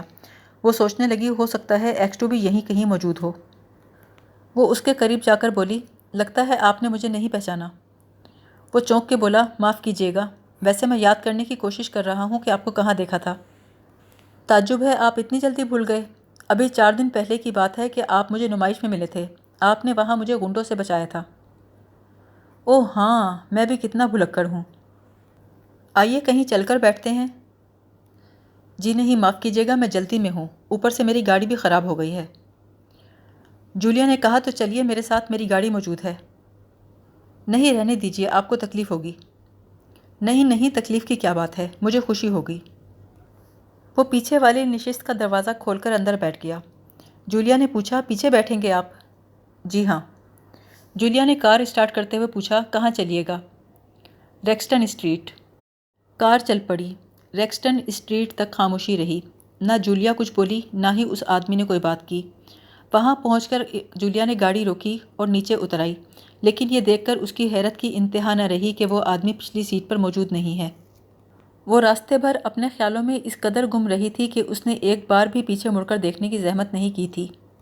جنرل اسٹور سے لے کر اس اسٹریٹ تک کئی جگہوں پر جولیا نے گاڑی روکی تھی، لیکن کہیں بھی اسے کار سے اترنے کا اندازہ نہیں ہوا تھا۔ وہ پچھلی سیٹ کی طرف گئی۔ سیٹ پر کپڑے کی ایک گٹری سی پڑی نظر آ رہی تھی۔ یہ گٹری یقیناً اسی آدمی کے پاس ہوگی۔ وہ اسے کھولنے کے لیے جھکی، لیکن دوسرے ہی لمحے اس کی آنکھوں تلے اندھیرا آ گیا۔ گٹری میں ایک نوزائیدہ بچے کی لاش تھی۔ جولیا نے بدحواسی میں جلدی سے اسے ڈھکا اور اگلی سیٹ کی طرف بڑھی۔ وہ جلد سے جلد یہاں سے نکل جانا چاہتی تھی۔ ابھی وہ کار اسٹارٹ بھی نہیں کر پائی تھی کہ ایک آدمی دروازہ کھول کر اس کے برابر آ بیٹھا۔ آنے والے نے پرسکون لہجے میں کہا، گھبراؤ نہیں، سب ٹھیک ہو جائے گا۔ اس نے یہ جملہ انگریزی میں ادا کیا تھا۔ کہنے لگا، گاڑی چلاؤ، دریا کی طرف لے چلو، باقی باتیں راستے میں ہوں گی۔ جولیا نے بادل ناخواستہ گاڑی اسٹارٹ کی، لیکن اس کے ہاتھ کانپ رہے تھے۔ گاڑی چل پڑی تو اس نے کہا، محترمہ، ایسے کام رات کی تاریکی میں انجام دیے جاتے ہیں۔ وہ تو کہیے میری نظر پڑ گئی، ورنہ آپ اچھی خاصی مشکل میں پڑ جاتی۔ میں تو بہت تھوڑے معاوضے پر آپ کا کام کر دوں گا، کسی کو کانوں کان بھی خبر نہ ہوگی۔ مگر یہ کیا حماقت تھی، آپ بیچ سڑک پہ گاڑی روک کر گٹری کھولنے لگی۔ جولیا کا سر چکرا رہا تھا، وہ کوئی جواب نہ دے سکی۔ وہ آدمی بولا، شاید یہ آپ کی کسی سہیلی کا بچہ ہے یا آپ کی بہن کا، آپ کا تو ہو نہیں سکتا۔ جولیا نے بھرائی ہوئی آواز میں کہا، میں اس کے بارے میں کچھ نہیں جانتی، مجھے پھنسانے کی کوشش کی گئی ہے۔ ارے میں تو آپ کی مدد کرنے جا رہا ہوں، مجھ سے کیا پردہ؟ میں اسے ایسے ٹھکانے لگاؤں گا کہ کسی کو کانوں کان خبر نہ ہوگی۔ آپ مجھے بس صرف 100 روپے دے دیجیے گا۔ ذرا سامنے گلی کے نکڑ پہ گاڑی روکیے گا، وہاں میرا ایک دوست رہتا ہے، ایسے کاموں میں مجھ سے بھی زیادہ چالاک ہے۔ جولیا نے سوچا جیسے ہی یہ اتر کر اپنے ساتھی کو بلانے جائے گا میں گاڑی دوڑا لوں گی، لیکن وہ آدمی اس کی توقع سے زیادہ ہوشیار تھا۔ اس نے کار میں بیٹھے بیٹھے پان والے کو آواز دی، ذرا شاٹی کو بھیج دو۔ 2-3 منٹ بعد ہوٹل سے ایک آدمی نکلا اور سیدھا کار کی طرف بڑھا۔ جولیا کے ساتھ بیٹھے ہوئے آدمی نے کہا، شاٹی پیچھے بیٹھ جاؤ، یہ خاتون مصیبت میں ہیں، ان کی مدد کرنی ہے۔ شاٹی نے پچھلا دروازہ کھول کر اندر بیٹھتے ہوئے کہا، تم کیوں خواہ پرائے پھڈے میں ٹانگ اڑاتے ہو؟ ان سے پوچھ لو یہ 100 روپے دے بھی سکیں گی یا نہیں۔ جولیا نے کہا، میں ضرور دوں گی 100 روپے، لیکن ابھی اس وقت موجود نہیں ہیں۔ شاٹی نے ہنس کے کہا، دیکھا میں کہتا تھا نا اپنا وقت برباد کر رہے ہو۔ آگے بیٹھے ہوئے آدمی نے برہمی سے کہا، آپ کے پاس 100 روپے تک نہیں ہے؟ نہیں اس وقت نہیں ہے، لیکن واپسی میں اپنے گھر جا کر دے سکتی ہوں۔ وہ بولا، یا تو آپ ہمیں 100 روپے ابھی دیجیے، ورنہ میں آپ کو پولیس اسٹیشن لے چلتا ہوں۔ پولیس اسٹیشن کا نام سن کر جولیا بکھلا گئی۔ پولیس کے سامنے اپنی اصلی حیثیت ظاہر کرنے کا مطلب یہ تھا کہ وہ محکمے سے الگ کر دی جاتی۔ یہ محکمہ اسے معقول تنخواہ دیتا تھا، جس کی وجہ سے وہ رئیسوں کی طرح زندگی بسر کر رہی تھی۔ پھر وہ سوچنے لگی کہ ایکس 2 کو ضرور ان حالات کی خبر ہوگی، وہ اس کی طرف سے غافل نہیں ہو سکتا۔ یہ سوچ کر جولیا نے کہا، دیکھیے آپ اتنی مہربانی کیوں نہیں کرتے کہ میرے ساتھ میرے گھر چلیے۔ شارٹی نے کہا، ہم جیسے لوگ اگر مہربانی کرنے لگیں تو بھوکوں مر جائیں گے۔ آگے بیٹھا ہوا آدمی بولا، ایسا کرتے ہیں ان سے ایک تحریر لکھوا لیتے ہیں، جب ہم انہیں تحریر واپس کریں گے تو یہ ہمیں رقم ادا کر دیں گی۔ جولیا نے کچھ دیر سوچ کر کہا، مجھے کوئی اعتراض نہیں۔ ٹھیک ہے تو گاڑی روکیے، میں کاغذ قلم لاتا ہوں۔ بلکہ لانے کی ضرورت کیا ہے، میری ڈائری پہ ہی لکھ دیجیے۔ آگے بیٹھا ہوا شخص جولیا کو ہدایت دیتا رہا اور وہ اس کی ڈکٹیشن کے مطابق لکھتی گئی۔ لکھا تھا، میں ایک نوزائیدہ بچے کی لاش چھپا کر پھینکنے کے لیے لے جا رہی ہوں۔ یہ بچہ میری سہیلی اوما دیوی کا ناجائز بچہ ہے۔ میں نے اس کا گلا گھونٹ کے مار ڈالا ہے چونکہ میں اوما دیوی کو بدنامی سے بچانا چاہتی ہوں۔ یہ تحریر میں ہوش و حواس میں لکھ رہی ہوں۔ تحریر کے آخر میں اس نے اپنا صحیح نام اور پتہ بھی لکھ دیا تاکہ وہ لوگ مطمئن ہو جائیں۔ اسے یقین تھا اس کا یہ سب کام ایکس 2 کو پسند آئے گا۔ ہو سکتا ہے ایکس 2 جولیا کو چارہ بنا کر ان لوگوں کا شکار کھیل رہا ہو۔ ایسی صورت میں جولیا کو وہی کرنا چاہیے جو یہ لوگ کہتے رہیں۔ تحریر لکھنے کے بعد جولیا نے کہا، آپ میں سے ایک آدمی اسی وقت میرے ساتھ گھر چلے، میں رقم ادا کر دیتی ہوں، لیکن دوسرے کو لاش اٹھا کر یہاں سے جانا پڑے گا۔ شارٹی نے ہنس کر کہا، ہمیں آپ پر پورا اعتماد ہے، ہم کسی بھی دن آپ کے گھر آ جائیں گے۔ وہ دونوں گاڑی سے اتر گئے۔ شارٹی نے گٹری اٹھا رکھی تھی۔ یہ لوگ دریا سے زیادہ فاصلے پر نہیں تھے۔ یہ سڑک قریباً ویران پڑی تھی۔ جولیا نے جلدی سے گاڑی گھمائی اور شہر کی طرف بھاگ نکلی۔ عمران کافی دیر سے زیبا کے ساتھ گپ شپ کر رہا تھا۔ وہ اس سے یوں گھل مل گئی تھی جیسے دونوں برسوں پرانے ساتھی ہوں۔ اب وہ ساڑی پہننے لگی تھی۔ آج وہ خود ہی عمران کو سڑک کے کنارے ملی۔ عمران نگاہیں چرا کر جا رہا تھا۔ اس نے خود روکا۔ کہنے لگی، جو کچھ بھی ہوا اس کے بعد بھی وہ عمران سے دوستی کی خواہش مند ہے۔ کافی دیر گپ شپ کے بعد عمران نے کہا، اچھا زیبا، میں برسبیل تذکرہ ایک بات پوچھنا چاہتا ہوں۔ یہ پوسٹ باکس نمبر 213 کا کیا چکر ہے؟ تمہارے متعلق چھان بین کرتے وقت یہ چیز سامنے آئی۔ مجھے معلوم ہے تم نے پچھلے 4 دنوں میں کتنی رقم وصول کی ہے اور کتنی رقم ماہنامے کے دفتر میں جمع کی ہے۔ زیبا نے بھرائی ہوئی آواز میں کہا، اگر آپ کو میری زندگی عزیز ہے تو مجھ سے کچھ نہ پوچھیے۔ عمران نے کہا، تم مجھ پر اعتماد کر سکتی ہو۔ میں تمہیں اس طرح مرنے نہیں دوں گا جس طرح دوسری لڑکیاں مر گئی ہیں۔ تم فکر نہ کرو، میں تمہارے چہرے پر کسی وزنی گاڑی کا پہیہ نہیں چلنے دوں گا۔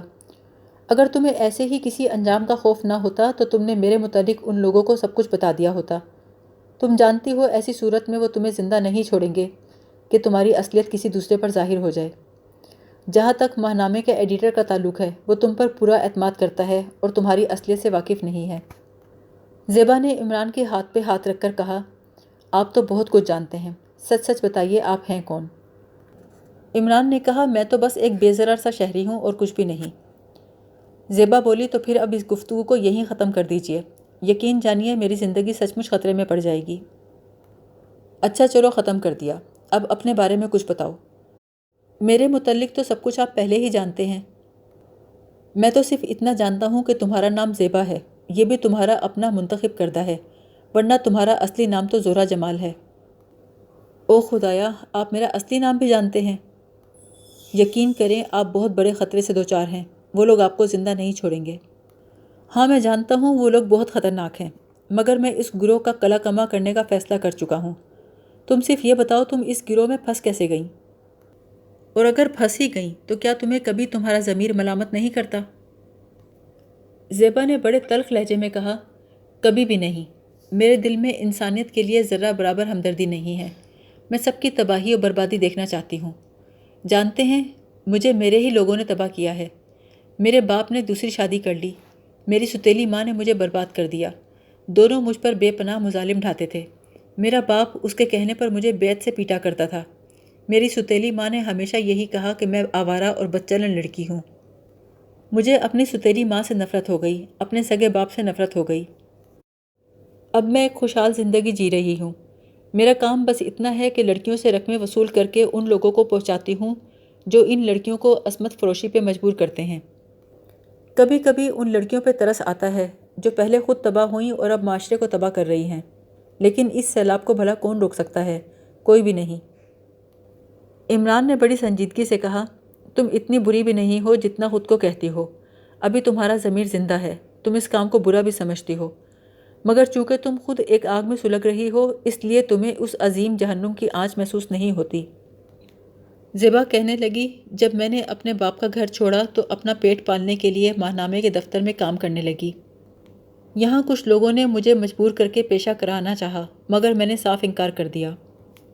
میں نے انہیں بتایا کہ مجھے مرد ذات سے شدید نفرت ہے۔ انہوں نے مجھے مارا پیٹا، بڑی سختی کی، لیکن بالآخر اسی نتیجے پر پہنچے کہ مجھ میں نسوانیت نام کی کوئی چیز نہیں۔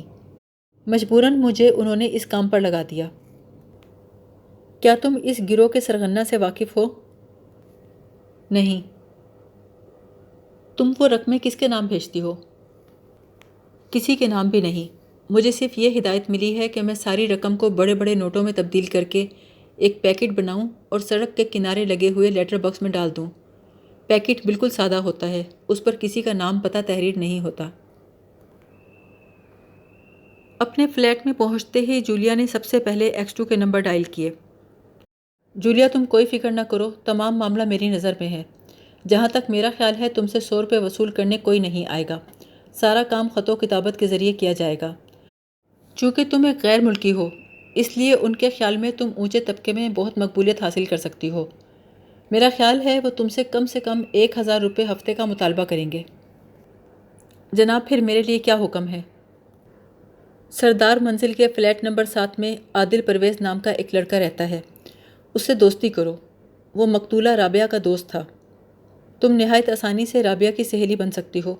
اس سے یہ بھی کہہ سکتی ہو کہ تم رابعہ کی رازدار تھیں، تمہیں ان دونوں کے رومانس کا علم تھا۔ ہو سکتا ہے وہ کہے کہ رابعہ نے کبھی تمہارا تذکرہ نہیں کیا۔ اس کے جواب میں زیادہ باتیں بنانے کی کوشش نہ کرنا، بلکہ لاپرواہی ظاہر کرنا۔ باقی کام میں تمہاری ذہانت پہ چھوڑتا ہوں۔ جناب، کیا آپ میرے کام سے مطمئن ہیں؟ بہت مطمئن ہوں، تم باقی سب کی نسبت زیادہ ذہین ہو۔ سر، میں ایک بار آپ کو دیکھنا چاہتی ہوں۔ جولیا، تم نے مجھے بہت بار دیکھا ہوا ہے، بس اسی وقت سے اپنا کام شروع کر دو۔ یہ کہہ کر سلسلہ منقطع کر دیا گیا۔ شیلا غائب، ناہید غائب۔ شیلا کا تو خیر پتہ ہی معلوم نہیں تھا، لیکن ناہید شاداب نگر کے ماڈل اسکول کی استانی تھی۔ پتہ چلا وہاں سے 1 ماہ کی چھٹی پر ہے، اور گھر سے معلوم ہوا کہ وہ پچھلے کئی دنوں سے لاپتہ ہے۔ یہ عمران کے لیے لمحہ فکریہ تھا۔ وہ تو دراصل اس گروہ کا طریقہ کار معلوم کرنا چاہتا تھا تاکہ ان لڑکیوں کے ذریعے اصل مجرم تک پہنچ سکے۔ اسے ناہید کی تلاش اس لیے بھی تھی کہ وہ پوچھنا چاہتا تھا کہ اگر وہ شیلا کے بارے میں کوئی جاسوسی کرتی تو آخر کس ذریعے سے ان کو اطلاع پہنچاتی کہ شیلا کسی سراغ رساں کے چکر میں پھنس گئی ہے۔ شیلا کی یہ بات درست نکلی تھی، کیونکہ تھوڑی ہی دیر بعد دانش منزل کے کمپاؤنڈ میں چند نامعلوم آدمی گھس آئے تھے، لہٰذا اس سے ثابت ہوتا تھا کہ انہیں یہ اطلاع ناہید نہیں دی ہوگی۔ ابھی تو مقتولہ رابعہ کی لاش کا پیچیدہ مسئلہ بھی حل ہونا باقی تھا۔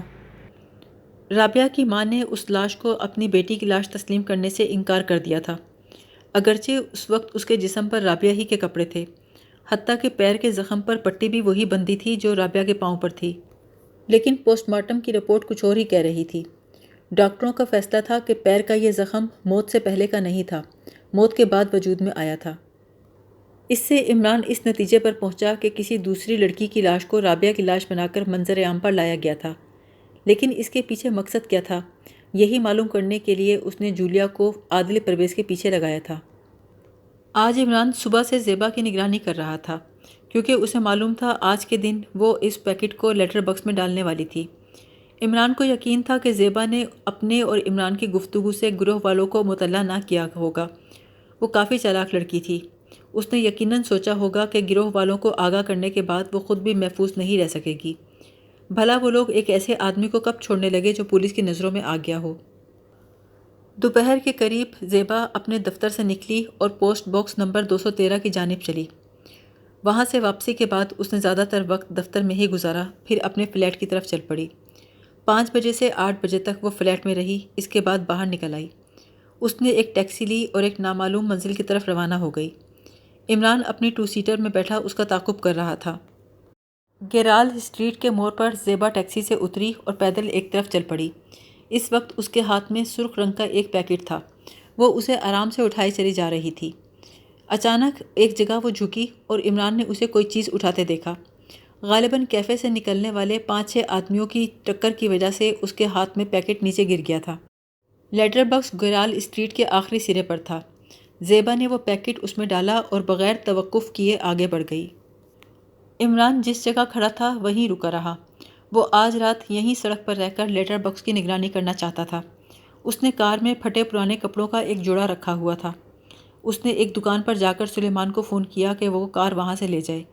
اسے فون کرنے کے بعد وہ کار کی طرف آیا، اس میں سے پرانے کپڑوں کی گٹھری نکالی اور قریب ہی ایک پبلک ٹوائلٹ میں جا کر کپڑے بدل لیے۔ اب وہ پھٹا پرانا لباس پہنے ایک فقیر کی طرح لنگڑاتا ہوا چل رہا تھا۔ اس کی بغل میں کپڑوں کی ایک گٹھری بھی تھی۔ اس نے لیٹر باکس کے بالکل سامنے سڑک پر ڈیرے ڈال دیے۔ رات بھیگتی جا رہی تھی۔ سڑک سنسان ہو گئی تھی۔ عمران ایک عمارت کی دیوار سے ٹیک لگائے بیٹھا تھا۔ وہ یہاں تنہا نہیں تھا۔ دونوں طرف فٹ پاتھوں پر کئی بے خانمہ لوگ پڑے سو رہے تھے۔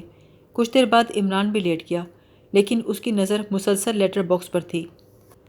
ساری رات نگرانی کے بعد کوئی نتیجہ نہ نکلا۔ صبح کا اجالا پھوٹنے لگا، پھر بھی لیٹر باکس کے قریب کوئی سایہ تک نظر نہ آیا۔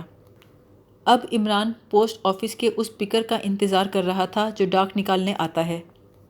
تقریباً 7 بجے کے قریب ایک آدمی ڈاک نکالنے کے لیے لیٹر باکس کا قفل کھولنے لگا۔ اس نے خطوط نکالے، اس میں سرخ رنگ کا وہ پیکٹ بھی موجود تھا۔ اس نے وہ پیکٹ اٹھا کر سڑک پر پھینک دیا۔ لیٹر باکس کے قریب ہی ایک پان والا اپنی دکان کھولنے جا رہا تھا۔ اس نے پکر سے پوچھا، کیوں چاچا، کیا پھینکا ہے؟ ارے وہی پیکٹ ہے، نہ جانے کون مجھ سے مذاق کرتا ہے۔ پان والے نے آگے بڑھ کر وہ پیکٹ اٹھا لیا اور اسے کھولتے ہوئے کہنے لگا، پچھلی بار یہ پیکٹ کھولا تھا تو اس میں سے 2-3 بڑی زبردست تصویریں نکلی تھیں۔ اس دوران اس نے پیکٹ کھول ڈالا اور بولا، دھت تیرے کی، اب کی بار تو صرف پرانے اخبار بھرے ہیں۔ عمران حیرت سے یہ سارا نظارہ دیکھ رہا تھا۔ ان دونوں کی گفتگو سے ظاہر ہوتا تھا کہ اس سے پہلے بھی اس قسم کے پیکٹ ملتے رہے ہیں۔ پوسٹ وصول کرنے والے پکر کے رویے سے ظاہر ہوتا تھا کہ وہ اس قسم کی فضول چیزوں کو نکال کر اسی طرح پھینک دیا کرتا تھا۔ عمران حیران تھا، اگر اس میں رقم بھیجی گئی تھی تو رقم کہاں تھی؟ یہ تو ممکن ہی نہیں تھا کہ کسی نے رات کو لیٹر باکس میں سے اصل پیکٹ نکال کر دوسرا ڈال دیا ہو، کیونکہ عمران نے رات بھر پلک تک نہ جھپکائی تھی۔ کچھ دیر بعد عمران اپنی جگہ سے اٹھا اور فٹ پاتھ پر چلنے لگا۔ پھر اس نے پان والے سے 2-3 سگریٹ خریدے اور غیر محسوس انداز میں نیچے پڑے ہوئے اخبار اٹھا لیے۔ گھر پہنچ کر اس نے غسل کیا، لباس تبدیل کرنے کے بعد ناشتے کے لیے غول غپاڑہ مچانے لگا۔ اس کی دوست روشی اب اس کے ساتھ نہیں رہتی تھی۔ اس کا سارا کام اب اس کا نوکر سلیمان سنبھالے ہوئے تھا۔ ناشتے سے فارغ ہونے کے بعد عمران نے اخبار کو میز پہ پھیلایا اور باریک بینی سے اس کا معائنہ کرنے لگا۔ اخبار کے حاشیے پر جگہ جگہ کچھ نہ کچھ رقمیں جوڑی گئی تھیں، کہیں پہ کچھ اور لکھا ہوا تھا۔ اکثر لوگ اخبار کے حاشیوں پر اس قسم کے لفظ لکھتے رہتے تھے۔ ایک جگہ اسے ایک دستخط نظر آئے۔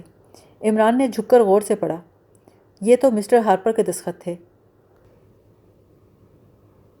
جولیا وہ خط دیکھ کر سراسیما ہو گئی، حالانکہ ایکسٹو نے اس کے لیے اسے پہلے ہی ذہنی طور پر تیار کر دیا تھا۔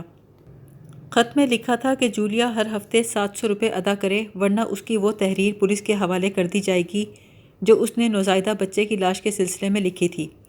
اس رقم کو پوسٹ باکس نمبر 213 کے پتے پر بھیجنا ہے۔ خط میں بہت سی دھمکیاں لکھی گئی تھیں اور آخر میں کہا گیا تھا کہ یہ رقم ادا کرنے کے لیے اگر وہ چاہے تو اعلیٰ طبقے کے لوگوں کو پھانس سکتی ہے۔ خط ملنے کے بعد اس نے ایکسٹو کو فون کیا۔ خط کے متعلق تمام تفصیل بتا کر بولی، عادل پرویز نے مجھے وہ بات بتائی ہے جو پولیس کو بھی نہیں معلوم۔ اس کا کہنا ہے کہ ان دونوں کا فرار ہونے کا پروگرام بالکل مکمل تھا، مگر عین وقت پر وہ بالکل پراسرار طریقے سے غائب ہو گئی۔ عادل کا بیان ہے کہ وہ دونوں شادی کرنا چاہتے تھے، چونکہ رابعہ کا باپ اس رشتے کے لیے رضامند نہیں تھا، لہٰذا انہوں نے کورٹ میں شادی کرنے کا فیصلہ کیا تھا۔ رابعہ اور عادل ایک ہی دفتر میں کام کرتے تھے، مسٹر ہارپر کے دفتر میں۔ بہت خوب جولیا، لیکن جناب یہ عادل عجیب الو کا پٹھا ہے۔ اس کو مجھ میں رابعہ کی جھلک نظر آنے لگی ہے۔ وہ گھنٹوں میرا ہاتھ اپنے ہاتھ میں لیے روتا رہتا ہے، کہتا ہے دن میں ایک بار اپنی صورت ضرور دکھایا کرو ورنہ میں مر جاؤں گا۔ جواب میں ایکسٹو کی ہلکی سی ہنسی سنائی دی، کوئی فکر کی بات نہیں ہے، عورتیں بھی ایسی ہی ہوتی ہیں۔ موقع ملتے ہی آدمی کو الو بناتی ہیں۔ اتنا کہہ کر ایکسٹرو نے سلسلہ منقطع کر دیا۔ مقتولہ رابعہ کا باپ بہت پریشان تھا۔ ایک طرف پولیس والوں نے اسے تنگ کر رکھا تھا، دوسری طرف عادل پرویز اس کے لیے سہانے روح بنا ہوا تھا۔ وہ رابعہ کے باپ پر الزام لگاتا تھا کہ اس نے اپنی بیٹی کو خود ہی غائب کیا ہوا ہے تاکہ عادل سے اس کی شادی نہ ہو سکے۔ بالآخر اس نے اس سلسلے میں مسٹر ہارپر سے بات کرنے کا فیصلہ کیا۔ مسٹر ہارپر آج کل اپنے مینیجر پر بہت مہربان تھا۔ جیسے ہی اس کے آنے کی اطلاع ملی اسے اندر بلوا لیا۔ رابعہ کے باپ نے اندر جاتے ہی کہا، عادل پرویز میرے لیے بہت تکلیف دہ ہو گیا ہے۔ ایک تو میری لڑکی جان سے گئی، اوپر سے وہ مجھے طرح طرح کی دھمکیاں دیتا ہے۔ ہارپر نے کہا، اصل قصہ کیا ہے؟ سنا ہے تمہاری بیوی نے اس لڑکی کی لاش کو اپنی بیٹی کی لاش تسلیم نہیں کیا۔ مینیجر نے کہا، جی ہاں، مجھے بھی یہی شبہ ہے، وہ لاش میری لڑکی کی نہیں ہے۔ ہارپر نے کہا، بھلا ایسا شخص کون ہو سکتا ہے جسے تمہاری لڑکی کا لباس دستیاب ہو جائے جو وہ اس وقت پہنے ہوئے تھی؟ رابعہ کے باپ نے شرم سے سر جھکا لیا۔ ہارپر نے تھوڑی دیر بعد کہا، کہیں وہ عادل پرویز تو نہیں ہے؟ سنا ہے وہ دونوں ایک دوسرے کو بہت پسند کرتے تھے اور شادی کرنا چاہتے تھے۔ رابعہ کے باپ نے سر جھکائے جھکائے کہا، جی ہاں، یہ درست ہے۔ اچھا، تم مطمئن ہو کر گھر جاؤ، میں اسے اس نوکری سے برخاست کر دوں گا، اور اگر اس معاملے میں اس کا ہاتھ ہوا تو اسے خاطر خواہ سزا بھی ملے گی۔ رابعہ کے باپ کے جانے کے بعد ہارپر نے ایک سگار نکالا اور اپنے منہ میں رکھ لیا۔ اچانک اس کی نظر کھڑکی پہ پڑی، جہاں ایک سیاہ رنگ کا ہاتھ اندر کی جانب رینگتا محسوس ہو رہا تھا۔ دیکھتے ہی دیکھتے ایک سر تا پا سیاہ آدمی کمرے میں آ کود۔ اس کے چہرے پر بھی نقاب تھا، صرف آنکھیں نظر آ رہی تھیں۔ ہارپر بڑے پرسکون انداز میں کھڑا رہا، اس کے ہونٹوں پر طنزیہ مسکراہٹ تھی۔ سیاہ فام نے پوچھا، کیا مجھے پہچاننے کی کوشش کر رہے ہو مسٹر ہارپر؟ ہارپر نے بڑے سکون سے کہا، نہیں، مجھے تمہارے مقدر پہ ہنسی آ رہی ہے، کیونکہ جتنی آسانی سے تم یہاں آئے ہو اتنی آسانی سے تمہاری واپسی نہیں ہوگی۔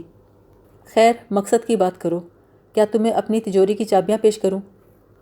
لیکن اتنا تو تم بھی جانتے ہوں گے، آج کل کوئی آدمی گھر میں بڑی رقمیں نہیں رکھتا۔ سیاہ فام نے کہا، میں یہاں کسی رقم کے لیے نہیں آیا، رابعہ کے لیے آیا ہوں۔ ہارپر بلند آواز سے بولا، اوہ، تو تم عادل پرویز ہو، مجھے افسوس ہے میں تمہیں پہلے کیوں نہ پہچان سکا۔ سیاہ فام کہنے لگا، اگر تم اس امید پر اونچی اونچی آواز سے بول رہے ہو کہ تمہارے ساتھیوں میں سے کوئی تمہاری مدد کو آئے گا تو میں تمہیں بتا دوں کہ یہ تمہارا خام خیال ہے۔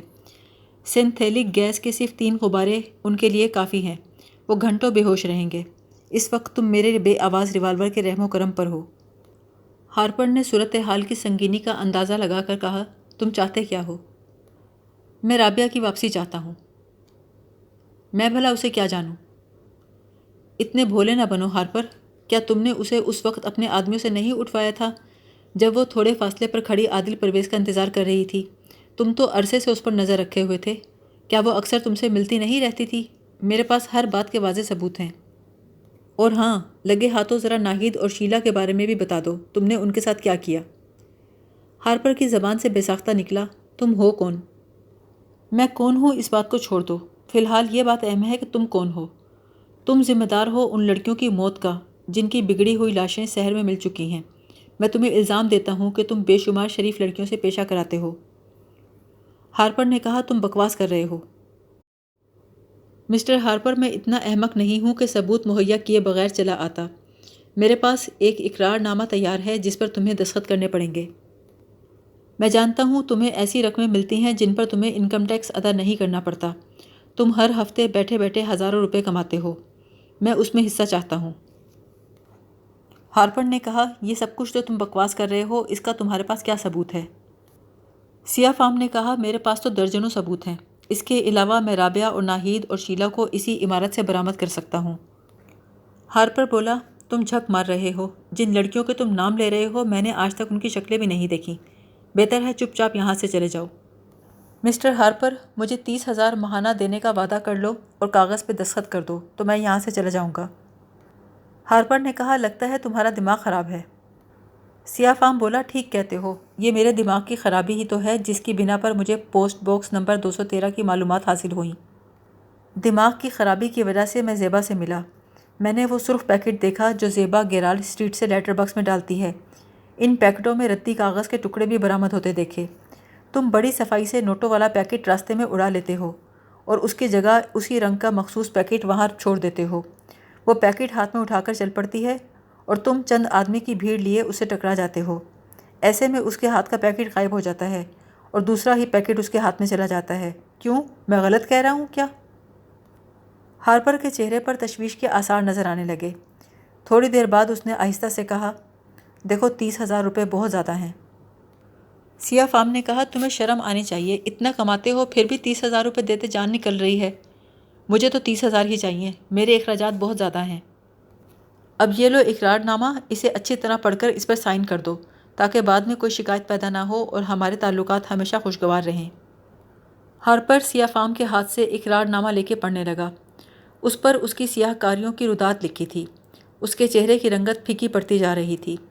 پھر وہ بولا، تم کوئی بہت ہی خطرناک آدمی ہو، میرے ساتھ مل کر کام کرو، بہت فائدے میں رہو گے۔ سیاہ فام نے کہا، میں تو مفت کی روٹیاں توڑنے کا عادی ہوں، مجھ سے کام وام نہیں ہوتا۔ گھر بیٹھے بیٹھے 30,000 ملیں گے تو مجھے کام کرنے کی ضرورت کیا ہے؟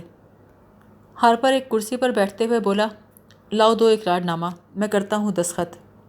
سیاہ پوش آدمی نے کہا، میں وہ دستخط چاہتا ہوں جو تم اپنے چیکوں پر کرتے ہو، کاروباری کاغذات پر کرتے ہو، وہ دستخط جو اس ہفتے والے پیکٹ کے پرانے اخبار پر تھے۔ ہارپر نے سیاہ پوش کی ہدایت کے مطابق دستخط کر دیے، پھر بڑے خلوص سے کہا، اب اپنی شکل تو دکھا دو۔ سیاہ فام بولا، کیا ان سینکڑوں لڑکیوں نے تمہاری شکل دیکھی ہے جنہیں تم نے آج تک بلیک میل کیا ہے؟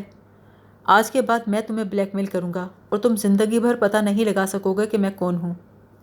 جو ہی سیاہ پوش آدمی اقرار نامہ اٹھانے کے لیے میز پر جھکا، ہارپر نے اس پر حملہ کر دیا۔ سیاہ پوش اس غیر متوقع حملے کے لیے تیار نہیں تھا۔ اس کے ہاتھ سے پستول نکل گیا۔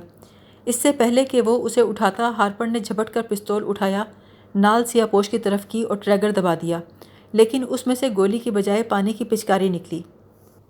سیاہ پوش نے ایک کہکہا لگایا تو ہارپر نے چڑھ کر پستول اس کی پیشانی پہ دے مارا۔ اس کے وار سے بچنے کے لیے سیاہ فام ایک طرف کو ہٹا۔ اسی دوران ہارپر بجلی کی تیزی سے اٹھا اور ایک طرف کو بھاگ نکلا۔ سیاہ فام آدمی اس کے پیچھے لپکا۔ ہارپر جس کمرے میں گیا تھا وہ کمرہ خالی پڑا تھا۔ کمرے کے وسط میں ایک میز تھی، اس کے علاوہ کمرے میں کوئی کھڑکی، کوئی دروازہ نہیں تھا۔ سیاہ فام نے میز کو پکڑ کے زور سے گھمایا۔ اچانک کمرے کے فرش میں ایک جگہ چھوٹی سی خلا پیدا ہو گئی۔ سیاہ پوش بڑی تیزی سے خلا میں اتر گیا۔ جیسے ہی وہ آخری زینے پر پہنچا، اوپر کی خلا ایک آواز کے ساتھ بند ہو گیا۔ یہ ایک تہہ خانہ تھا۔ یہاں کافی روشنی تھی، گھٹن کا احساس بھی نہیں تھا۔ تہہ خانے کے اس حصے میں سناٹا تھا۔ وہ یہاں سے گزر کر کچھ آگے پہنچا۔ ایک کمرے میں 3 لڑکیاں موجود تھیں اور چوتھا ہارپر تھا۔ سیاہ پوش کو دیکھ کر اس کے منہ سے ایک گالی نکلی اور وہ اس پہ ٹوٹ پڑا، مگر اس بار سیاہ پوش نے بڑی پھرتی دکھائی اور ایک طرف ہٹ گیا۔ ہارپر اپنے ہی زور میں دیوار سے جا ٹکرایا۔ تینوں لڑکیاں ایک طرف کھڑی تھیں، ان کے پیروں میں زنجیریں تھیں، وہ 1 گز کے فاصلے سے زیادہ آگے پیچھے نہیں ہو سکتی تھیں۔ ہارپر نے پلٹ کر سیاہ فام پہ وار کرنا چاہا، لیکن سیاہ پوش نے اس کو منہ پر زور کا گھونسا مارا۔ ہارپر گالیاں بکتا ہوا فرش سے اٹھ کھڑا ہوا۔ سیاہ پوش نے ہنس کے کہا، کیوں خواہ مخواہ جان دے رہے ہو؟ کم سے کم اتنے دن تو جیو کہ لوگ تمہاری پھانسی کی خبر سن سکیں۔ ہارپر کا چہرہ زرد ہو گیا تھا۔ اس نے آہستہ سے کہا، میں 40,000 ماہانہ دینے کو تیار ہوں۔ سیاہ پوش نے ہنس کر کہا، اب کی نا تم نے عقل مندی کی بات؟ اچھا، لیکن پہلے ان لڑکیوں کی بیڑیاں کھول دو۔ ان کا کیا کرو گے؟ انہیں اپنے ساتھ لے جاؤں گا۔ ہارپر نے اپنی جیب سے ایک چابی نکال کر ان کی بیڑیاں کھول دیں۔ جب لڑکیاں آزاد ہو گئیں تو سیاہ پوش نے ہارپر سے کہا، اب تم چپ چاپ ایک جگہ کھڑے ہو جاؤ۔ وہ کس لیے؟ میں تمہیں ان لڑکیوں سے جوتے کھلواؤں گا۔ ہارپر غصے سے اس پر جھپٹ پڑا، مگر اس بار سیاہ پوش نے اسے سر سے بلند کر کے زور سے فرش پر دے پٹخا۔ ہارپر کی چیخیں بڑی دور تک جانے لگیں، لیکن اب اس میں اٹھنے کی سکت باقی نہیں تھی۔ سیاہ پوش نے ناہید سے کہا، تم نے اسے کس طرح اطلاع دی کہ اس وقت شیلا دانش منزل میں ایک جاسوس کے چکر میں پڑ گئی ہے؟ ناہید رو پڑی، کہنے لگی، میں نے کیفے اناتولیا کے مینیجر کو فون کیا تھا۔ اس کا مطلب ہے وہ بھی اس کا آدمی ہے۔ اور رابعہ، تم اس کے ہاتھ کیسے لگیں؟ کیا اسے معلوم تھا کہ تم اور عادل پرویز فرار ہونے والے ہو؟ رابعہ کے چہرے پر شرمندگی کے آثار نمودار ہوئے۔ کہنے لگی، عادل مجھے کئی بار کہہ چکا تھا کہ میں اسے سول میرج کر لوں، لیکن میں تیار نہیں تھی۔ نامعلوم ہارپر کو کس طرح پتہ چل گیا کہ عادل پرویز میرا دوست ہے۔ جس رات میں عادل کے ساتھ فرار ہونا چاہتی تھی اس نے مجھے سڑک سے اٹھوا لیا۔ جن لڑکیوں کی بیڑیاں کھولی گئی تھیں ان میں شیلا بھی شامل تھی۔ وہ سیاہ پوش سے بولی، کیا آپ وہی ہیں جو اس رات مجھے اپنے ساتھ دانش منزل لے گئے تھے؟ سیاہ پوش نے جواب دیا، نہیں، وہ ایک عام شہری ہے، اس نے ہمارے محکمے کو اطلاع دی تھی، اس کی اطلاع پر میں نے یہ سارا آپریشن کیا ہے۔ دوسرے دن کے تمام اخبار پولیس کی غفلت اور محکمہ سراغ رسانی کی لاپرواہی پر بھرے ہوئے تھے۔ اخبارات کو نہ جانے کیسے اس بات کا علم ہو گیا تھا کہ یہ کیس سیکرٹ سروس والوں کی طرف سے محکمہ سراغ رسانی کو سونپا گیا تھا۔ محکمہ سراغ رسانی کے سپرنٹینڈنٹ کیپٹن فیاض کی بوکھلاہٹ قابل دید تھی۔ وہ صبح سے افسران بالا کے سامنے کلا بازیاں کھا رہا تھا اور دل ہی دل میں سیکرٹ سروس والوں کو گالیاں دے رہا تھا، جنہوں نے اس چیز کی بڑی اچھی طرح تشہیر کرا دی تھی کہ یہ کیس انہوں نے محکمہ سراغ رسانی کو دیا تھا۔ اس شام عمران زیبا سے ملنے گیا۔ وہ آفس سے نکل رہی تھی۔ عمران کو دیکھتے ہی اس کی طرف جھپٹی۔ کیا مجھے ہتھ کڑی لگوانے آئے ہو؟ سچ بتاؤ، کیا تمہارا تعلق سیکرٹ سروس سے ہے؟ نہیں، میرا تعلق کسی سروس سے نہیں ہے۔ میں نے تم سے کہا تھا نا وہ گروہ ٹوٹ جائے گا، تو وہ ٹوٹ گیا۔ اور میں نے تم سے کہا تھا نا پتلون پہننا چھوڑ دو گی تو تمہارا پیچھا چھوڑ دوں گا، سو چھوڑ دیا۔ بس آئندہ شرافت کی زندگی بسر کرو۔ زیبا حیرت سے اسے دیکھ رہی تھی، پھر بولی، آخر تم ہو کیا بلا؟ عمران نے کہا، میں جو کوئی بھی ہوں، تم میرے متعلق کسی سے کوئی بات نہیں کرو گی، ورنہ تمہیں بھی عدالت میں حاضر ہونا پڑے گا، اور پھر تم باعزت طور پر زندگی بسر نہیں کر سکو گی، اسی دفتر سے الگ کر دی جاؤ گی، کوئی دوسرا ادارہ بھی تمہیں لینے کو تیار نہیں ہوگا۔ زیبا نے کہا، میں اپنی صورتحال کو بہت اچھی طرح سمجھتی ہوں، بے فکر رہو، میں کسی سے تمہارا اور اپنا کوئی تذکرہ نہیں کروں گی۔ گھر واپس آ کر اس نے X2 کے لب و لہجے میں جولیا کو فون کیا۔ دوسری طرف سے جولیا نے کہا، جناب آپ نے سارا کیس اکیلے حل کر لیا؟ ہمیں تو اس کی تفصیل بھی نہیں معلوم۔ عمران نے بتایا کہ وہ رابعہ کے باپ سے ملنے جزیرے پر پہنچا تھا۔ وہاں اتفاق سے ناہید اور شیلا مل گئیں۔ اس طرح کڑی سے کڑی ملتی گئی۔ پھر بات زیبا سے ہوئی اور پرانے اخبار تک پہنچی، جہاں اسے ہارپر کے دستخط مل گئے۔ ہارپر کے بارے میں تفتیش کی تو وہ کئی معاملات میں ملوث نکلا۔ اس کی کوٹھی کی دن رات نگرانی کرنے سے معلوم ہوا کہ وہ اس گروہ کا سرغنہ ہے۔ کوٹھی کی نگرانی کے دوران تہہ خانے کا سراغ مل گیا جس میں تینوں لڑکیاں قید تھیں۔ اس سب کے باوجود بھی میں وثوق سے نہیں کہہ سکتا تھا کہ ہارپر ہی اس گروہ کا سرغنہ ہے۔ اپنے شعبے کی تصدیق کے لیے مجھے ایک بدماش کا روپ دھارنا پڑا۔ اس نے مجھے اپنی ہی برادری کا کوئی آدمی سمجھا اور سب کچھ اگل دیا۔ اسے یقین تھا کہ میں اسے صرف بلیک میل کرنا چاہتا ہوں۔ میں نے اس سے اقبال جم کے مسودے پر دستخط کروا لیے۔ جولیا نے کہا، جناب یہ کیس محکمہ پولیس اور سراغ رسانی کے بس کا تھا بھی نہیں، اخباروں نے تو ان کی اچھی خاصی دھجیاں اڑا دی ہیں۔ عمران نے X2 کے لہجے میں کہا، پتہ نہیں اخبارات کو علم کیسے ہو گیا کہ یہ کیس میرے محکمے نے ان کے سپرد کیا تھا۔ جولیا نے بڑے فخر سے کہا، یہ اطلاع میں نے پہنچائی تھی جناب۔ عمران کا لہجہ سخت ہو گیا۔ جولیا تم آئندہ ایسا کوئی کام نہیں کرو گی۔ میں معافی چاہتی ہوں جناب۔ عمران نے سلسلہ منقطع کر دیا۔ روشی دروازے میں کھڑی اسے گھور رہی تھی۔ اب یہ جولیا کون ہے؟ عمران نے بڑی سنجیدگی سے جواب دیا، جولیا نہیں ہے، خالہ سوسن ہے، اس کی بکری نے بچہ دیا ہے، وہ مجھ سے زچہ بچہ کے حق میں دعائیں کرا رہی تھی۔ روشی بگڑ کے بولی، سچ سچ بتاؤ عمران، یہ جولیا کون ہے؟